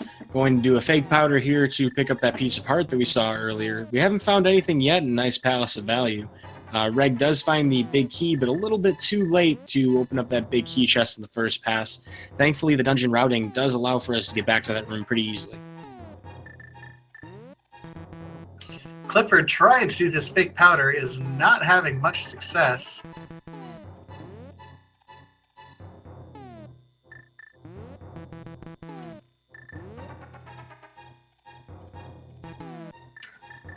Oh, come on, Clifford. There he gets it, finally.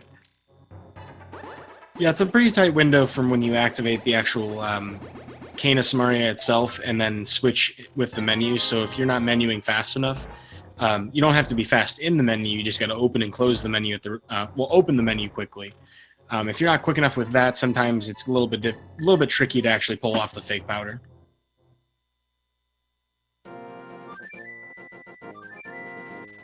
All right, so Reg is now coming over here to this free Zor room, and then we'll immediately head over, probably get the big treasure chest, and then the iced tea chest, unless he finds the bow.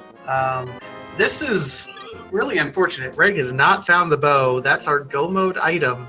Not found anything else useful, so if Clifford actually avoids Ice Palace at this point in time, he could save quite a bit of time at this point. And looking at it, it seems like he's going to take that portal that'll take him to Swamp Palace. So with Cold Stare being the one remaining item in this dungeon, this could spell some real big trouble for Reg here. I mean, I think Reg still has a pretty solid advantage at this point in time. Let's not get that a little bit twisted. But this could pay off in a big way for Clifford. If it ends up being here in Swamp Palace, he'll have a nice little advantage here. Oh, yeah. And chat pointing out Clifford skipped silvers. He didn't do the hammer pegs at all. Well, that's kind of interesting because he was in the area. I don't know if he actually opened it up and just decided not to take them. I mean, as far as silverless goes, for Ganon, it's definitely slower. But it's not exactly like a terrible fight either. It's, if you're good at the fight, then you can do it pretty reliably with triples and Fire Rod. As far as the rest of the game goes, there's only a few boss fights where you can really speed them up quickly.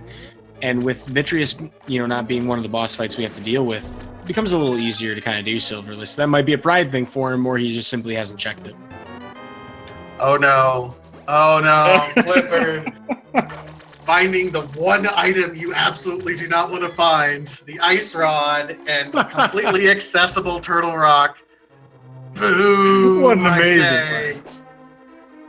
The best possible item in the first chest. Now, the best part about it, too, is if we had not found the hammer, I mean, that would have sent you, all over the world trying to figure out what the heck happened with your hammer, because you knew at that point that you'd have to go into Turtle Rock later. But still remains to be seen. Cold Stare could have that item. I haven't counted the Ice Palace items properly. I really haven't either. Reg does make pretty quick work here of Cold Stare and finds the magic powder. Nice safety item, but useless now because we already know it's there.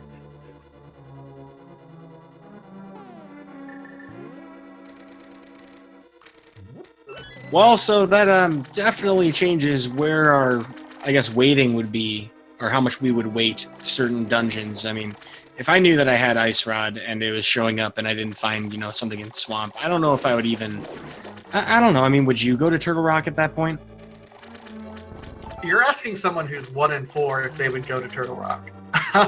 Yes, I would go, but I'm also losing.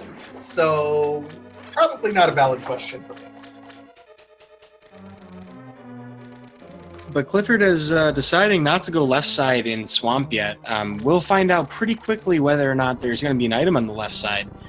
So he may be hedging his bets regarding Turtle Rock, seeing if, hey, is it going to be worth it to even bother with the left half?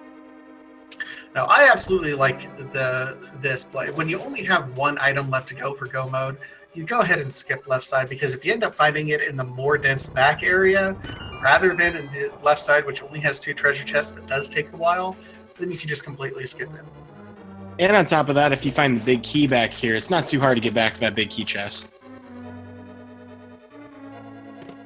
Speak of the big key, Michelle, show his face. And so there is another item we can get right here. Probably going to check that. He may or may not actually go back for that chest, since there is the other half to check. Finds a single arrow, not quite what we're looking for regarding quivers, bows, and silvers, and all of those things, but he's going to head straight to Argus.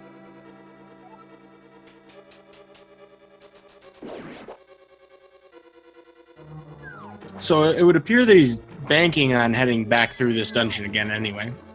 Yeah, that's what it looks like, and it's kind of a smart routing decision when you only have one item for go mode. You go ahead and go, and if you happen to get it, great. If not, oh well. Unfortunately, we still only have the Master Sword, so this is going to be a very slow fight. Well, I'm worried because he's got the Master Sword, and it looks like these things are actually being hit sometimes by the sword beams, which is negating the damage of the swings. Taking that hit, I think, will actually help Clifford in clearing this a little bit faster. Yeah, because it normally takes 2 sword swipes, but the sword beams do the same as fire sword damage, so it's absolutely right to try to have less than full health walking into this fight. Now, the optimal way to do this if you have Master Sword is to try to grab 2 puffs at a time. It can be kind of difficult to do so reliably, though, because Argus does move in really weird intervals. Even then, I think he only had 2 cycles, maybe 3 there, so it's not exactly a slow fight either.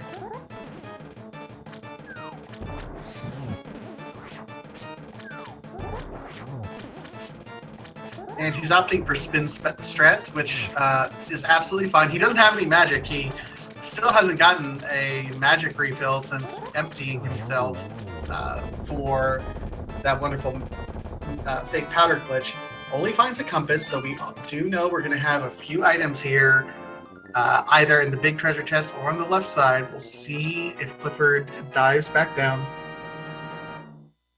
Yeah, so if it turns out that it was on the left side, I mean, it looks like Reg's going to dive all the way to the back as well. If it was on the left side, then Clifford has the advantage of a Go Mode Ice Palace, still being behind a dungeon, but that would be a considerably faster Ice Palace for him. It would absolutely allow him to catch up. Absolutely. It wouldn't be great. He would still be about a minute behind as opposed to the 3 or 4 that he is currently, having to full clear Ice Palace. But it's still possible. Yeah, and for all the time that we've spent in the overworld so far in this seed, haven't really had as much of an opportunity to see the difference in execution between these runners. They've only been doing so much of these dungeons so far, so Big Key Chest is going to have 10 arrows, even more taunting from the randomizer. Still nothing of value, getting an arrow drop as well. I'm sure Clifford's really hurting for that bow by now. I think they both are right now. They both really are desperate for that bow. Man, I could word that another way, but again, PG channel. I don't want to say anything too lewd. Speaking of lewd, I have a lewd dolphin as my opponent this week. I thought that was pretty funny. Oh, lewd dolphin. He's a great runner. I love me some lewd dolphin. And he's at RPG Limit Break. So, folks, if you're wondering, this is actually a 2-week round that we're doing right now because of the RPG Limit Break marathon that's going on right now, actually. So a lot of people who are in this tournament are actually participating in that. I wish all of them the best of their luck with their runs.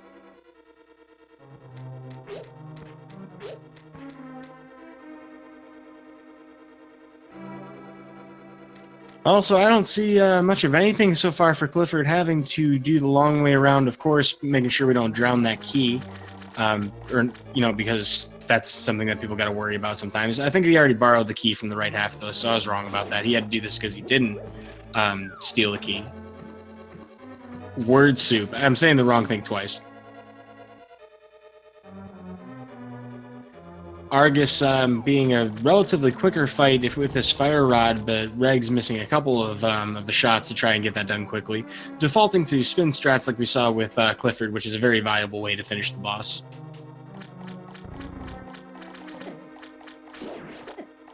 But the moment of truth, are we going to find this bow here in Swamp Palace? And if not, will Clifford go to ice next? Oh, there's one item, and the last item's the map. We know the last item's the map, so he's out. And where does Clifford go from here? Good news for him, Reg's going to check the rest of these chests as well, but getting a save and quit out of the light world, so he's going to go to the mountain, it looks like, first. Or Sanctuary, so he's not trying to flute out of here, he's trying to get his heal, and then, gosh, I'm confused about where he's going. Oh, he's checking King's Tube, because this has not been checked yet for him. Ah, okay. Other than that, not a lot of locations left to check. I mean, this is getting pretty much down to the dungeons, and Eastern Palace and Palace of Darkness still on the table for potential bow locations, and any guess is as good as any other guess right now. I mean, you pretty much play off of item density and where you hope to not find the bow, I guess.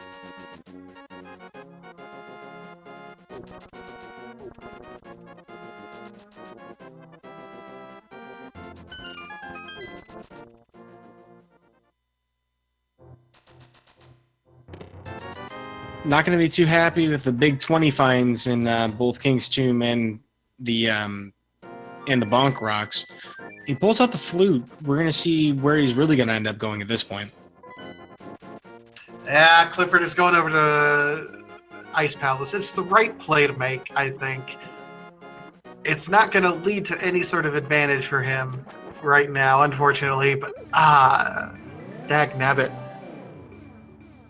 It's really tough to make that call, you know. I mean, like, he does have access to a portal right by Palace of Darkness, so I mean, you can go in there and check both dungeons and figure out some intel pretty quickly, but at an hour and 22 minutes, how in the world do you decide to make that call? Like, I mean, that's just really tough when you think that your opponent probably has either found the bow or is pretty close on the hunt to finding it at this point. Yeah, I mean, the nice thing is when you're kind of searching around for this area, you absolutely feel behind, but you know that your opponent feels behind too. Unless your opponent has already gotten it, at which point then feels bad, man.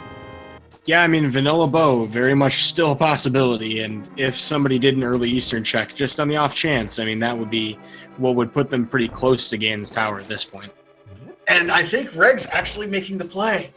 Oh, I love you, Reg. Reg is making the play. So I actually have another song for this moment as well. Let her rip. Don't waste the day away. Overworld is not the play. Sora makes you pay. Go to Turtle Rock. That was a jingle, not a song. It's a parody of the Fraggle Rock theme. For those of you who are not yet old enough to know what Fraggle Rock is.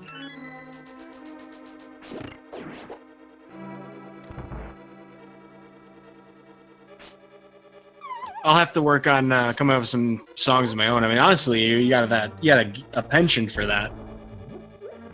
You know, I think everyone has a thing, and if I have a thing, that's all right.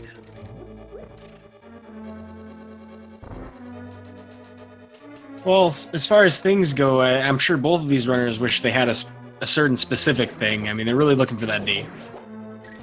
Yeah, I mean, it could be here. It could be in Mire, which we've gotten access to as well. Reg is making the gamble, though. I love the gamble here by Reg. So, I mean, this is kind of like that location that you pick because, hey, I just got the ice rod. You know, that was available to me. I had the complete swamp anyway. So, I mean, all things that are within spheres of logic that, would chain to this point. Now, if it ends up being Bow on Trinex itself, then yeah, absolutely, you had to go to Swamp first.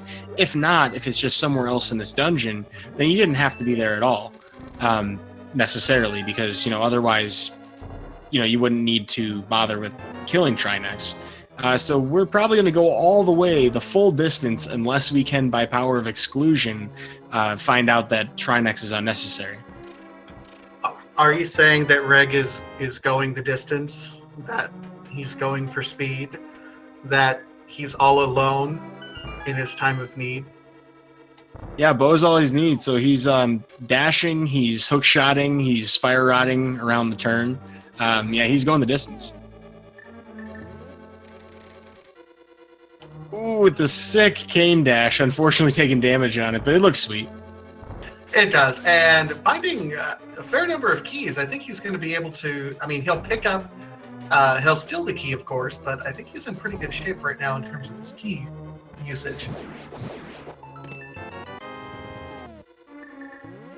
Yeah, plenty of keys to work with, very well equipped. A little low on health for Turtle Rock. Even if you have, red mail, you can still take quite a lot of damage here. So he's going to kill this Pokey, and who knows, maybe we'll get that vanilla fairy drop? Not quite, but that would have been pretty sweet. It'd have been nice. Chomp Room is one of the most dangerous rooms in the game. You got to push one of these blocks, and the iframes from the pegs do allow him to pick up that compass. Not a lot of value in that compass. Clifford, in the meantime, has made it about halfway through Ice Palace. I'm going to do that long route. Doesn't have a choice. Oh, and chat pointing out he's absolutely not going to be stealing a key. That treasure could absolutely still be the bow, so he's checking everything right now.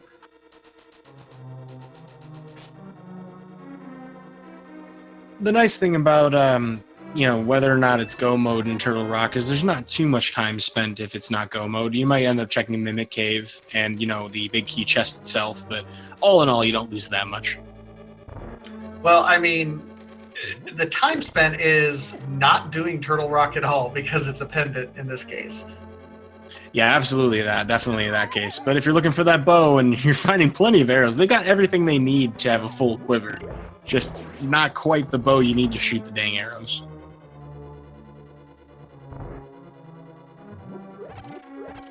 Well, so chat's also pointing out the possibility of book on Trinex, and if that were the case, you find that book, I don't know, do you rage slash? Do you do some dashes into the wall? How do you express your frustration when you find a book there?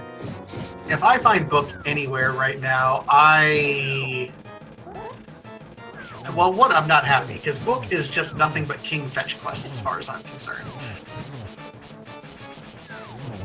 I think they both already know that there's nothing on the pedestal. Like what their item is not on the pedestal, so they are not going to go and check what is on the pedestal.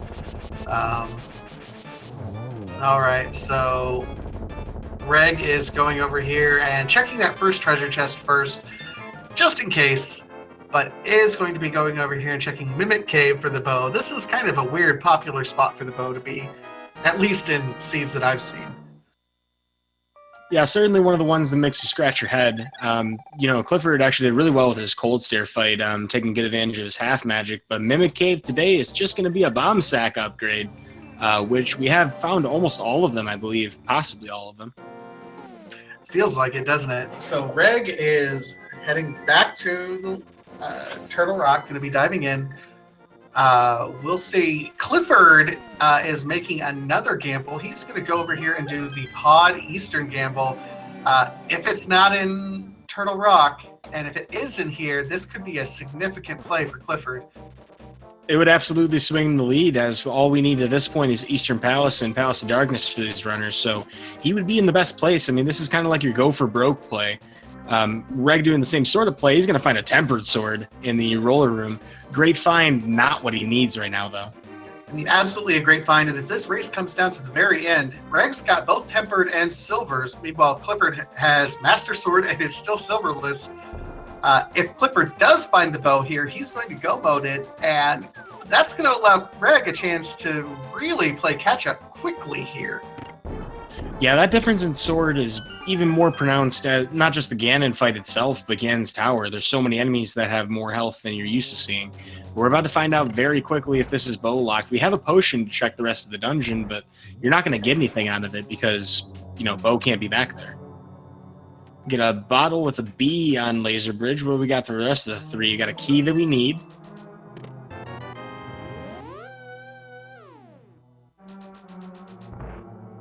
All right, so it is not a bow locked, and Reg mirrors out. Is that all the items necessary? No, yeah, the map is absolutely on Trinix, so Reg is leaving at this point in time.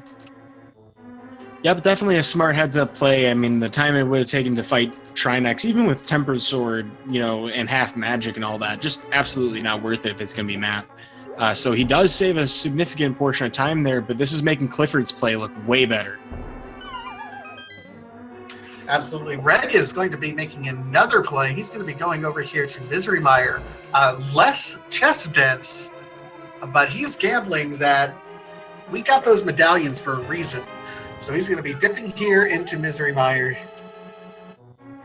So, I mean, this is go for broke for both of our runners. We find the book in Palace of Darkness. No! Oh, God. Oh, boy. Well, this could be a false alarm, folks. I mean, there could still be items here that we can still get. I don't believe we've checked the back half, and if the back half has the bow, then that would be just all of the alarm bells and the heart attacks for Clifford, but potentially nothing of, concern. Then again, though, there are 2 items in Misery Mire. Reg could still find that bow there, and that would be very clutch. Now, if Clifford doesn't find the bow here in these 2 dungeons, he is double dipping both of them, whereas Reg could potentially find 2 items very quickly and dip the heck out of here.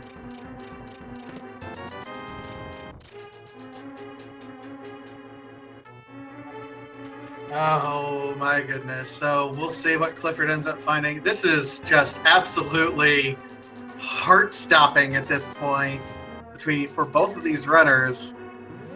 Just hoping, let's see, Clifford nopes out, does the math, realizes that it cannot be here with the key logic where it is in Palace of Darkness. He knows the bow cannot be any further on. Reg finds the first of 2 items, the mirror shield.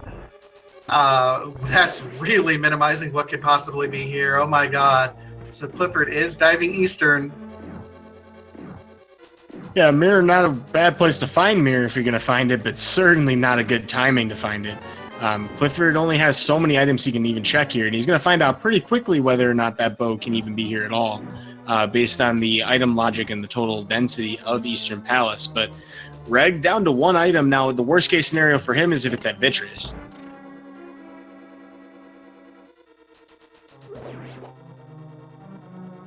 And Reg finding all the keys. Just all the keys are here. Oh, and the cape is the first item that Clifford finds. Hold on, has anybody checked Bumper Cave? I don't think anybody's checked Bumper Cave. I don't think so either. Oh, there's the big key. So, Reg, do you check the big key chest? Yeah, you go over and check that first before you go to the back half. Man, this Bumper. is... that would be hilarious. Like, I'm already crying laughing about this, and we still have chests we can check, though. I mean, Clifford and Reg still have possible locations. I don't want to try to cast or curse it. Yes, you do. Don't lie. You absolutely want to cast or curse it. You can't see my smile.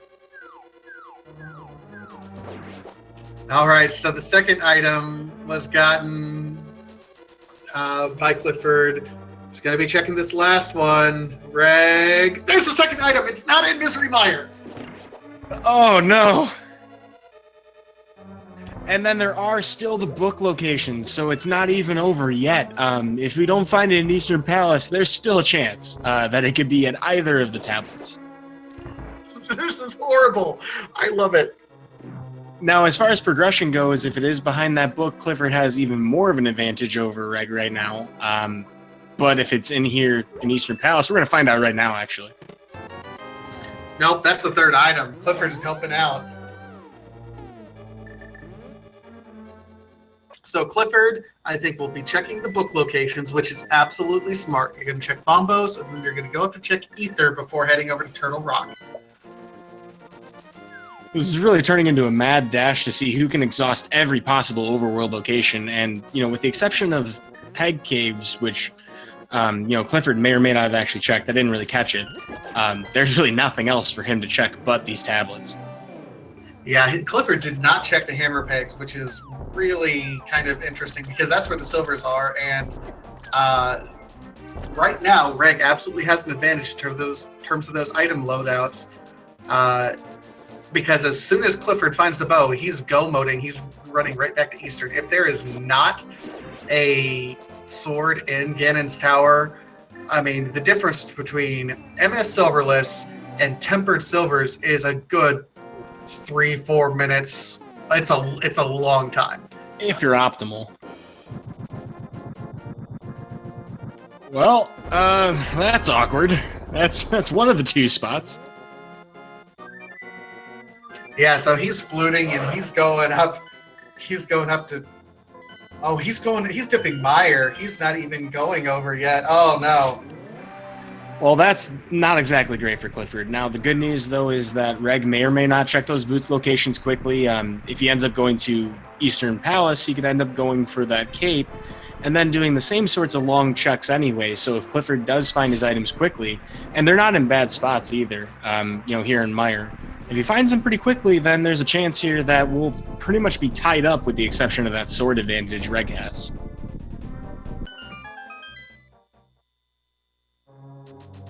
I'm not going to say it is bumper at this point, but I mean, there's like a 1 in 2 chance. Am I right? Yeah, it's a coin flip. Bumper Cave or Ether Tablet. I mean, yeah, this is absolutely crazy. We're going for almost 100% seed at this point in time. This is amazing.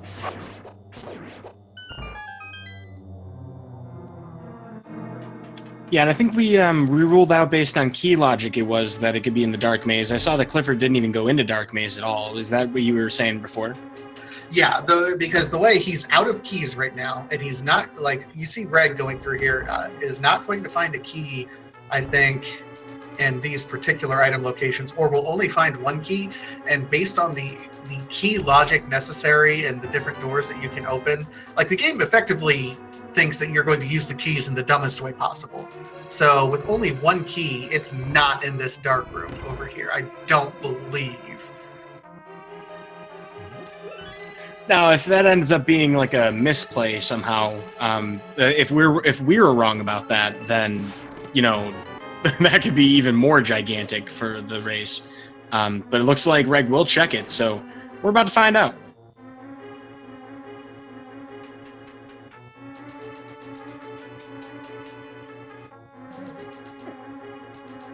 All right, so here we go in the Dark Maze, just the map. So far.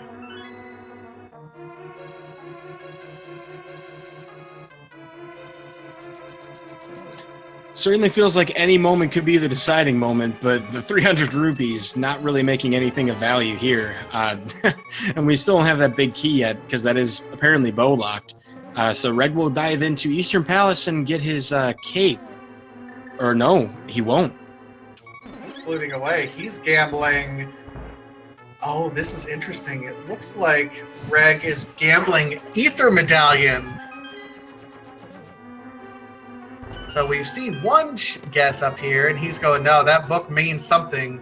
And he's right, it could mean something. We've already checked Bombos. Reg is going up here to check Ether, so it's either here or Bumper Cave. Vitasia, do you want a coin flip? Let's call it heads or tails. Where is it going to be? Well, first it's going to be drop off the face of the mountain. I always wondered why that doesn't deal damage to you. I always thought dropping from that height should deal a little bit of damage. I mean, we don't have a roll animation until Ocarina of Time. That's fair.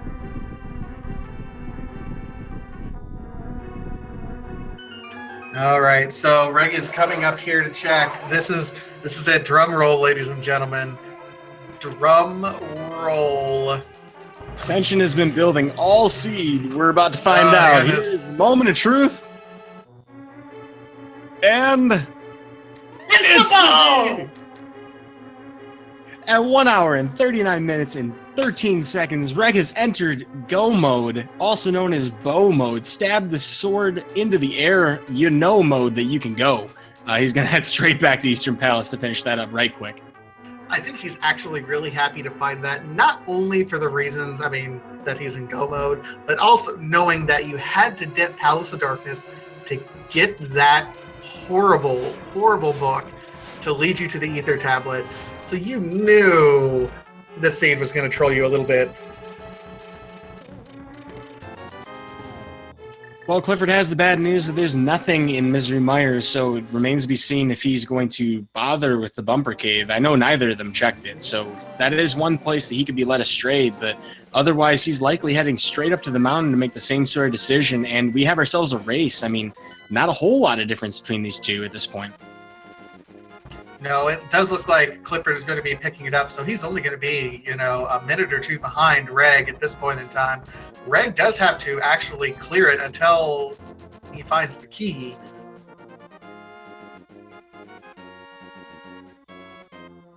Yeah, also worth considering, Reg hasn't done all of the rest of the Eastern Palace dungeon, so there's a little bit of time that Clifford can save. Pretty much this right side, that's about the difference, but every little bit counts when you're this close, and we're about to enter Go mode.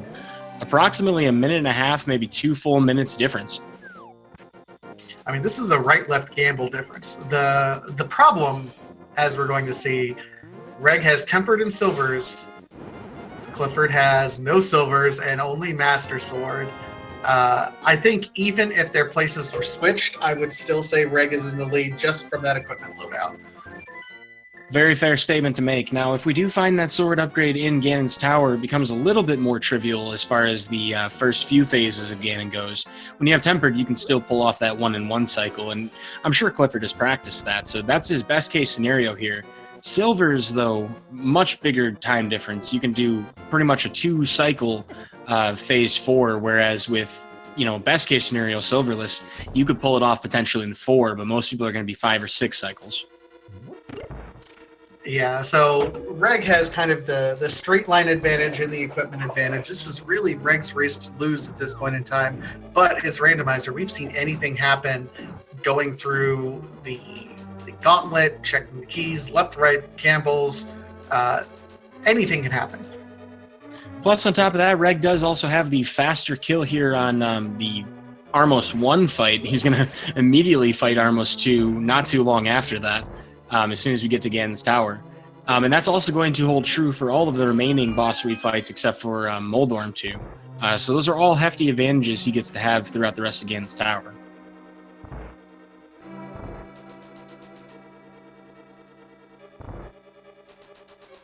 Well, I believe that is the last crystal that Reg needs to get. So, folks, I think you know what time it is. We have a climb up to the Ganon's Tower, but there are 22 item locations in Ganon's Tower that could potentially have that big key. They're all going to be determined based on who picks it up first. Now, get your guesses in. If you happen to be a subscriber to one of the speed gaming channels, you have an opportunity to be entered into our leaderboard. Same applies if you've donated 250 bits across any of the channels. I got mine through the interactive races. Definitely recommend checking in for those. But get your checks in. As soon as we have entered the tower, we're going to cut off the game. And good luck to all of you. Do you have a particular chest of choice, Vatation? I actually got it right. I try to stick with the same chest until I get it right. And originally it was chest number 8, and I won finally, so I'm going to go 1 up. Chest number 9. How about yourself, Yuta? I am a steward in the Church of Bob. I really have faith in him, so I'm assuming some kind of standard strats to get to chest number 14 is usually what it's going to be. But Bob's chest is the one that I have in mind for today. All right, well, that should be interesting. We'll see what exactly we find Reg making his way up our wonderful Death Mountain. And the Tempered Sword even makes Death Mountain a little bit easier because these Lionels will actually be hit by the Tempered Sword as opposed to just kind of bouncing off you when you have the Master Sword and hitting you for damage. So even makes going up here a little bit easier. Clifford is on his way up and will be doing everything, for lack of a better term, the hard way. Yeah, it's funny that you mentioned the Lionels taking damage from Tempered Sword. They're one of the few enemies in the game that can't be taken, or can't take damage from Master Sword. Ganon, with the exception of spins, being kind of one of the same situations. But we're going to get a right side check first, which is kind of standard. Usually you're going to get these 2 chests, and if you find a key, most people will continue on through the right side. That varies, though, but first chest is going to be 5 rupees, and second is a little bit of love. So no opportunity for Clifford to make some gambles to go full right side on this point, or any route divergence, simply because no key in those first few chests. Now, if he does like a Dark Magician strat, where he starts off on the left and then bounces over to the right, we might see some sort of advantage gained from there, but again, that equipment loadout won't help him. Yeah, 3 was only a key, so with the torch item being the key, we're actually going to say Rib Bob today. Still some chance at his cousin, potentially, if we... or no, you have to actually... you have to preserve it for either of them. 4 is a key, 5 is a full heart container, 6 another key. We got lots of keys here, 4 total. Getting close to running out of keys, actually, already in Ganon's Tower. Wow, just all the key loadouts. Yeah, so 7 items in, still nothing that resembles the large key. Still 1 item over here, and then we have a randomizer room ahead.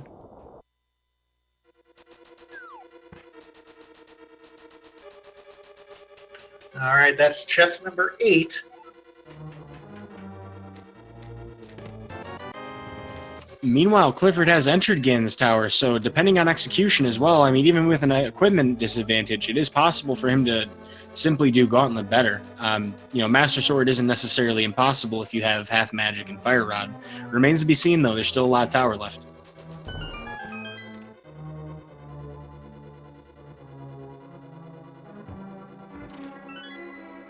All right, here comes my guess. Guess number 9 coming up here.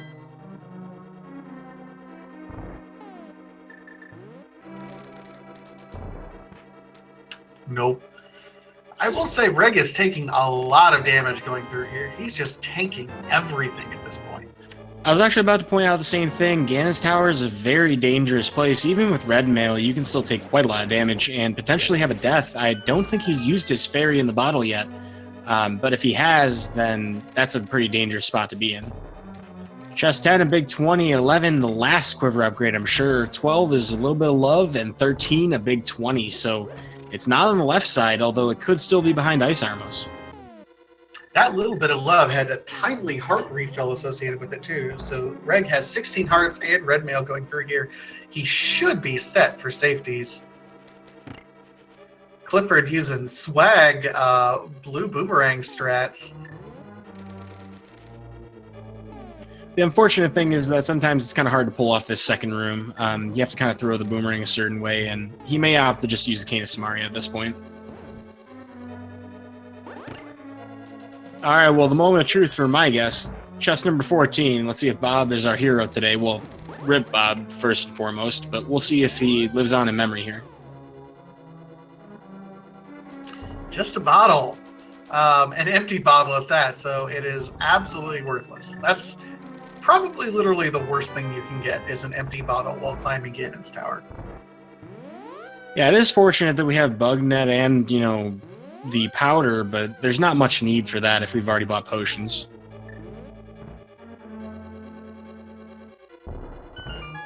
$15, $16, and $17 do not pay off, so it is on the right side here somewhere. So we'll see if Clifford is going to go all the way to Ice Armos. If he decides to go right back, no, he is going to go all the way. If he had decided to mirror out, he would actually be right on pace with Reg right now. Unfortunately for Clifford, he is going to have regular arrows for this Ice Armos fight. Now, there's a couple different really cool strats you can do with that, and that may end up being more reliable for him anyway, but it's definitely easier with silver arrows. Absolutely. It's something that you'd absolutely like to have. And the fact that he didn't pick those up in that Hammer Pegs cave, I think was absolutely a mental error that unfortunately is going to cost him quite a bit of time. I don't know if it's going to cost him the race per se. And there it is. So what was that? Is that 18 or is that 19? That is 18 because 19, 20, 21, and then 22 is tile room. So yeah, 18.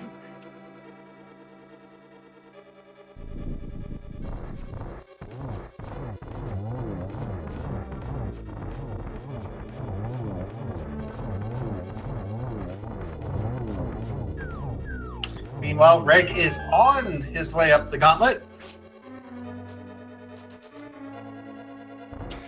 And a big shout out to Bacon 1207. You were the first sub or supporter to guess correctly, 18. Good job.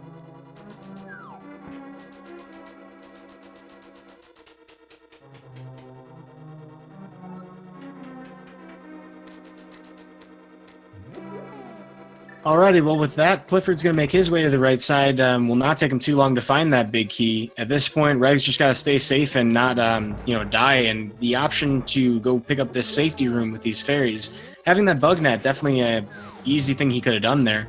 Opting just for the full restock instead does take a little bit longer to opt to pick up that fairy. Unfortunately, dashing back through the door, so he would have wasted any of the time that he would have saved not doing that.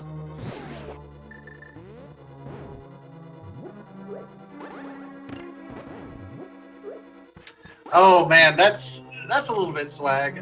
Reg actually blocking one of the fireballs with that mirror shield from the Zaziks that shoot fireballs. That was kind of nice. Clifford still looking for a sword upgrade or silvers and does not find them, so we'll be climbing Ganon's Tower, Master Sword silverless. Yeah, and at this point, I mean, you're going to pick up what you can along the way. I mean, you may even kind of go out of your way to, grab those extra chests in the Helmasaur room, but you kind of have to mentally commit to your Master Sword silverless at this point.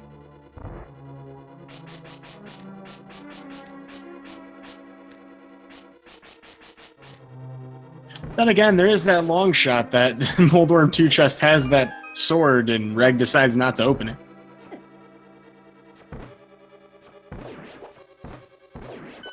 And at that point, we'd still be looking at silverless, but that is one potential thing that could work in Clifford's favor here. It's possible, but it's just too big of a deficit here, I think, unfortunately. Reg doing good work climbing up here, is getting ready to do the second whiz rope room, and man, those whiz ropes, doing this room cleanly for the first time is such a gratifying feeling. Easily one of the most satisfying fast kill rooms in the game. You can do both of them with the same item. You don't have to do any extra menus. And it just feels amazing when you can just dash right through that door, having placed the block and, done your slash effectively.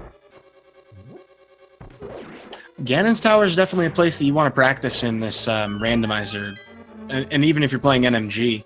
I'm going to link it in the chat real quick in just a moment, a practice hack made by poor little Pinkus.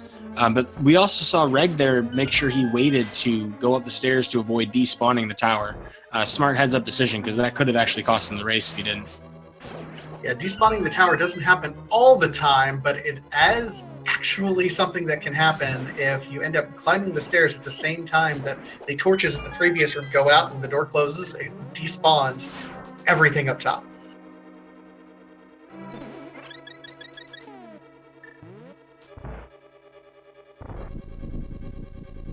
Well, so we know that there's nothing in the restock room right before Moldorm 2. Reg here are going to try to kill Moldorm. We're not going to see any kind of hover strats today. I don't know if Reg does know how to hover or not. It looks like he's actually taunting it a little bit. And a burrito in the Vanilla Big 20 chest after Moldorm 2. So that's pretty much everything we can possibly get. I don't think he opened up the Helmasaur chest, though, did he? No, he didn't. So that could still hold a sword here for Clifford. Otherwise, it's got to be on Trinex, Possibly, or it could be... no, it can't be on Trinex. It can be possibly on Helmasaur King or in Sahasrara. Otherwise, we've just about checked everything in terms of sword upgrades. Yeah, we're going to see an absurdly high completion rate when we see the credits for these racers. I mean, we haven't done a PED check, so I guess it could theoretically be on the PED. Yeah, that'd be something. And that was a nice triple. Or maybe it was a double, but good job, Reg. Does defeat Aga too, and is on his way up to Mr. Blue Bacon himself. Yep, Mr. Man-Bear Pig really likes the hot-tempered bread sword. He's very hungry, and we have to make sure he eats plenty of it. And looks like the Helmasaurs are not going to grant us any kind of upgrade today, so Clifford is stuck with his Master Sword Silverless. He could potentially go grab those silvers, but there's no reason for him to spend that much time doing so. So he is going full bore on that one.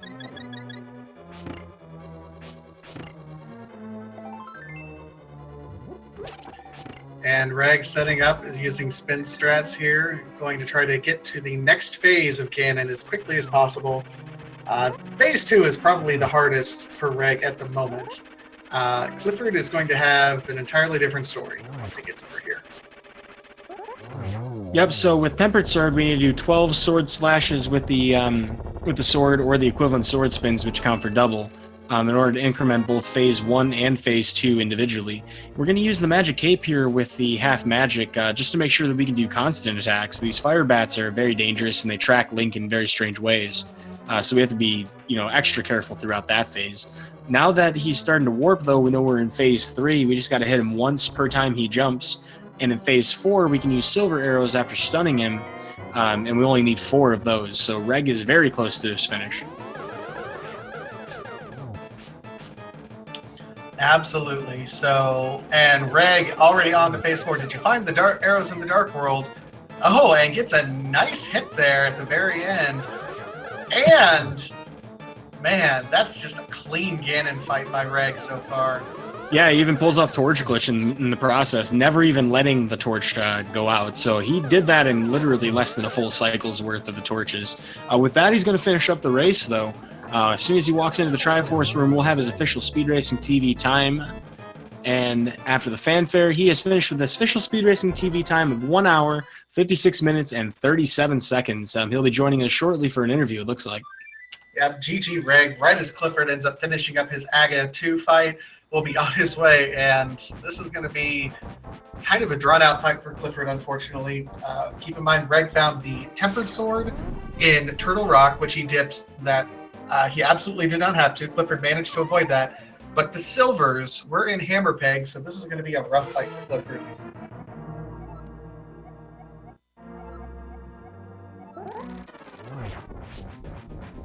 Now, Master Sword's a whole different story. We need 24 sword spins in order to advance through this whole thing. So, I mean, this is a very slow fight. Yeah, more than that, I think the problem is that you have to spin. You cannot just slash or dash or do anything like we saw from Reg. It is required to spin to damage Ganon with the Master Sword. Now, I have seen some folks use a Cane of Samaria block to give them something to bounce off of to get double spins, but all the same, Clifford has managed to get his 12 for Phase 1 taken care of pretty quickly. What's really going to stink is doing the last phase. That's the hardest part about it, because you have to intersperse your fight with the Fire Rod, or potentially Lamp if you run low on magic and don't have the blue potions and magic refills to get through the whole thing. So Torch Glitch becomes extremely important in this fight. And joining us now, I believe, is Reg. GG, sir. Hey, GG. That was a seed. So, how you feeling running around here, checking everything, full clearing, Ice Palace, Swamp Palace, dipping Mire, Turtle Rock, hoping for something, anything for that bow, and it ends up being on that Ether tablet, which required pod. Yeah. If I dip pod immediately after Aga, like I had half of mine to, that seed was so free. The The way it turned out, you're one item from go mode. The entire world is open. Have fun. Literally the worst kind of seed. Well, and that's the kind of seed we've seen a lot in version 29 as well, right? Yes, and it's why I don't like version 29. It was definitely a wild ride to watch on our end, though. Both of you went in very different directions to try to find that bow as soon as that was the one remaining item. And I was very excited to see that you ended up going to Ether before you went to Eastern Palace. A lot of people in chat were kind of curious about that. Oh, if it was in Eastern, I lost. I knew that the moment it wasn't in Swamp. So I was just literally never going to touch Eastern until he finished, or it was the last possible place. Oh, also another thing, Chad asking about it right now, but there's an attempt to do a Houlihan room. I'm trying to remember, was that you and trying to do that with the whole back to... Yeah, I botched it. I wanted pod money just in case, but I'm not actually sure where it went wrong. I can't remember. I thought I set it up right, but I don't use that setup hardly ever, so... Yeah, it was certainly very late in the seed to be doing Houlihan, but it was very interesting to try to see that setup. Very rupee poor seed, especially early on. And I think I had only 40 rupees when I did it? Well, so I gotta ask, have you opened up the race feed yet to see where Clifford is? Yeah, I just did. And I see he's doing the worst Ganon fight. I'm so sorry, Clifford. And he takes a Ganon hug. Oh, but I think But he has the fairy. Oh, he still has the fairy. Nice. Yeah, he never went and did anything else. He never refilled his potions like you did. The difference is, of course, you got your Tempered Sword in Turtle Rock. He avoided Turtle Rock, thankfully. But at the same time, he also didn't get silvers. He just completely skipped hammer pegs. Did he do the rest of the Smith's chain? Did he do that before hammer, I guess? No, he did it pretty much in the same sort of progression. I think a little bit later total in his total chain of checks, but he had the same progression available to him at the time. Huh. Weird skip then. Yeah, I mean, it ended up being, other than the bow, it was a pretty linear seed. I mean, you guys both got that early knowledge that the lift upgrade was for Aga, and then everything just kind of opened up to you after that. Yeah, and I'm sad about not fake flippering. It's my thought process behind not at least going to Hobo, which I usually do, is I've got to go to Aga anyways, and most of the value in early game sequence breaks is getting around Aga. So, kind of seemed pointless. And then it was my boots, and I was sad. Well, while we're discussing that, it looks like Clifford has actually finished up his Ganon fight, pulling off a pretty competent Master Sword Ganon despite having the Fairy Revival. So I'm very impressed to see him pull that off without a hitch. He is going to finish up his race with a official Speed Racing TV time of 2 hours, 2 minutes, and 9 seconds. So GG to Clifford. Yeah. Good time on the seed, all considered. The only way to make it any better, like I said earlier, was to dip pod immediately after Aga, because there was no other good time to go back to it bowless. Well, and you guys were both kind of running around for the hammer for a while, too. Hammer and bow were both of your guys' last 2 items. So we were just kind of looking around, like, okay, where could it possibly be? And we were honestly hoping bow would come first, because that just restricts where the hammer could have been. But no such luck. Yeah, hammer go mode is great. I love it. But I've only had it maybe once or twice in the 6 months I've been playing. Well, so it looks like we'll have Clifford join us in just a moment, but I want to take just a quick moment to remind everybody, these guys put on a fantastic show for us today. You guys definitely give them a follow. With the way that this race turned out, there's still a couple of matches available to us here, and they're definitely runners to watch. Looks like we are joined by Clifford, actually, in the race channel. GG, Clifford. And we can't hear you, Clifford. Every time. I know that feel. I gotta unmute and turn the thing up both. We get there. How are y'all? GG, thanks. That was definitely something. GG, Reg. Yeah, GG. Were there silvers or another sword somewhere? Were they in the No. hammer peg cave? I got Yep. silvers at Hammer Pegs. I got another sword in Turtle Rock. So, I didn't go into Turtle Rock, so that's fair. wise decision. But I totally, completely skipped hammer pegs by mistake, and like, oh well, that sucks.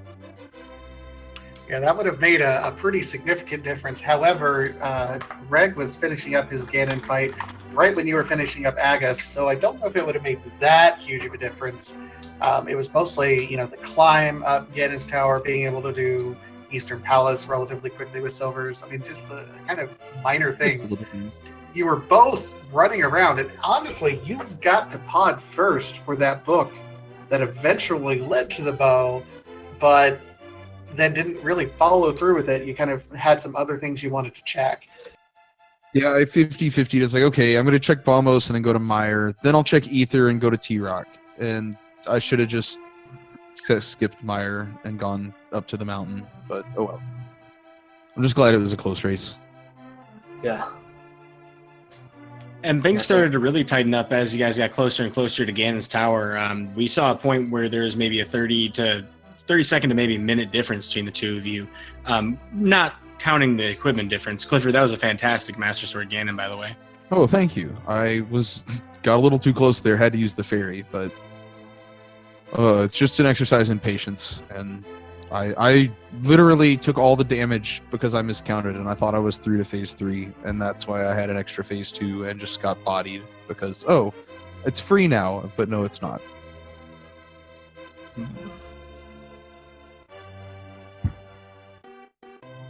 Well, Reggie, you get to go on, and you're still alive for the brackets. That's Yep. exciting. Just gotta do it one more time. Reg, how long have you been at the 2 loss mark? I got my second loss 2 weeks ago. I don't remember who it was against.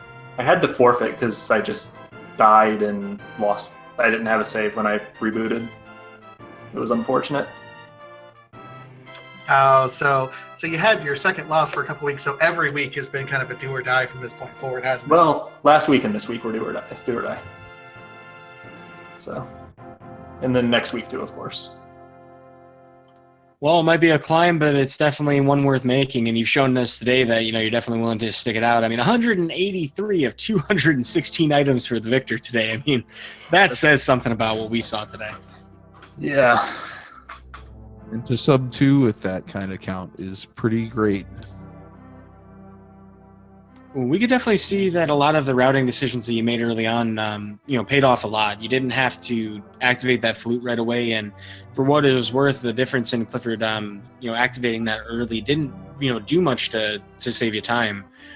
So it ended up being fortuitous to do that as soon as you went to Village of Outcasts, and the whole kind of counterclockwise rotation through the Dark World ended up being the route that both of you ended up going and was the linear way to kind of progress with it. It's unfortunate that nobody would have found out about the book early because that was a dip nobody wanted to make. Yeah. There's too many other plays. Yeah, pretty much.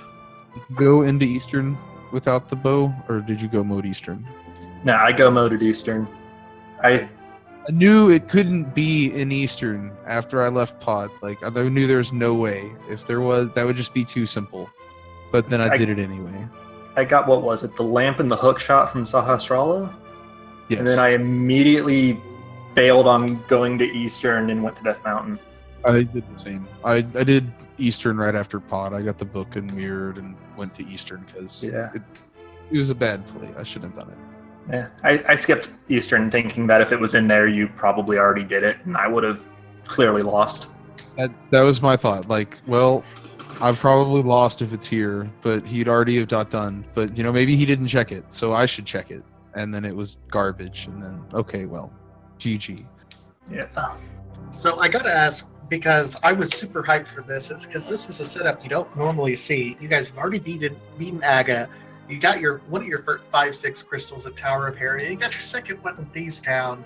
And are kind of able to do the Pyramid Ferry in the same loop while checking, the South Hyrule and Hype Cave area. how disappointed were you in that Pyramid Fairy check? Just being man. in like 20s. I thought for sure that there had to be something there, just the way it was all set up. Just there's no way it wasn't progression. And then I guess those flippers I found were the progression. Oops. Yeah, I didn't have expectations of it because if I remember right at the time, the only items we were missing were fire rod, bow, and hammer, and boots. And I knew it couldn't be the hammer because of where the small key was in Thieves Town. But I figured it's there, it's the efficient play, and I can go right back near to Hobo right after, so why not? Yeah, and that it was the same play that you both ended up doing. It's like, oh, well, that's disappointing. And then you both went right there, and oh, there's Boots. That also unlocks my Titan's mitts and unlocks the rest of the world. Yeah, I wasn't happy to see those gloves sitting there because I knew they were going to be mitts by the time I came back. And boy, did it take us a while to get there. Those boots, quite a trip to find those. Man, if you'd fake flippered right off the beginning, that would have been free seed. Like, oops. Fake flippering wouldn't save you from the book and the bow, No, but it would have made it a lot smoother. just yeah. On the other hand, if I felt better. If I fake flippered, I wouldn't have gotten to do the thing where I got the flute. I save quit. I went to Hera, which I figured the pearl was probably there, and I was right. Then from there, I went Aga, and yeah, I went to Aga immediately after that, and just looped all the way around and flute sit kid right there using the mirror. I wouldn't have gotten to do that fun little quark route if I got the boot so early. That's fair. I went and activated the flute and then fluted back to the mountain so I could flute away from Hera. It's probably a wash, but I thought it might have been a little faster. Maybe. Not sure. Yeah, I don't know. I just figured if I fluted anywhere, it would be right to my save quit point, so. All right. Well, GG to both of you guys. Do you have any last minute comments for this seed before we try to get things wrapped up here? Thanks to you guys for talking over it, and thanks to Merc for tracking. That's all. Thanks to you, Reg, for running with me. That was a fun race. Glad everybody got to see a good show. Yeah, I think chat probably really enjoyed that one. I know we did on the commentary couch. It'll be fun to watch back. Yeah, for sure. Well, since we're in the process kind of wrapping things up, I do want to call attention to the audience, other races that we have in this tournament that are coming up even this evening. We currently have right now on A Link to the Past Randomizer 2, Zephyr Blaze versus Ovik Jam. We'll have at 8 p.m. having started already at Speed Gaming 2 is a Zelda Disson versus Roach 788. On this channel, we'll have New York Rambler versus Boo Boo MC at 10 p.m. And at midnight, we'll also have on Speed Gaming 2 Infested Frogman versus Zelda's TV, our very own. And of course, plenty of other things on all of the Speed Gaming channels, whether you're watching Link to the Past or any of the other Speed Gaming tournaments that we have on. I see also we have on Speed Gaming 2 some Super Mario Odyssey that's been going on throughout the day. So lots of action going on in the Speed Gaming channels. Best way to catch all of this tournament is through Speed Gaming 1 through 6 and A Link to the Past Randomizer 1 through 4. I want to just thank Vitasia for joining me on the mic and for the runners for racing for us, and Merc as our tracker. Vitasia, I'll hand it off to you to kind of close things out. Oh man, you kind of took care of it. Like, I don't know what else to say. Again, thank you, GG, Clifford, and Reg. If you guys haven't followed them already here on Twitch, go ahead and do. Shout out to Merc and everyone else in the Speed Gaming Network. Thank you guys for putting this on. Stay tuned for more randomizer action throughout the rest of the evening. My name's Vitasia. And I am Eudaimonistic. Folks, we'll see you next mission.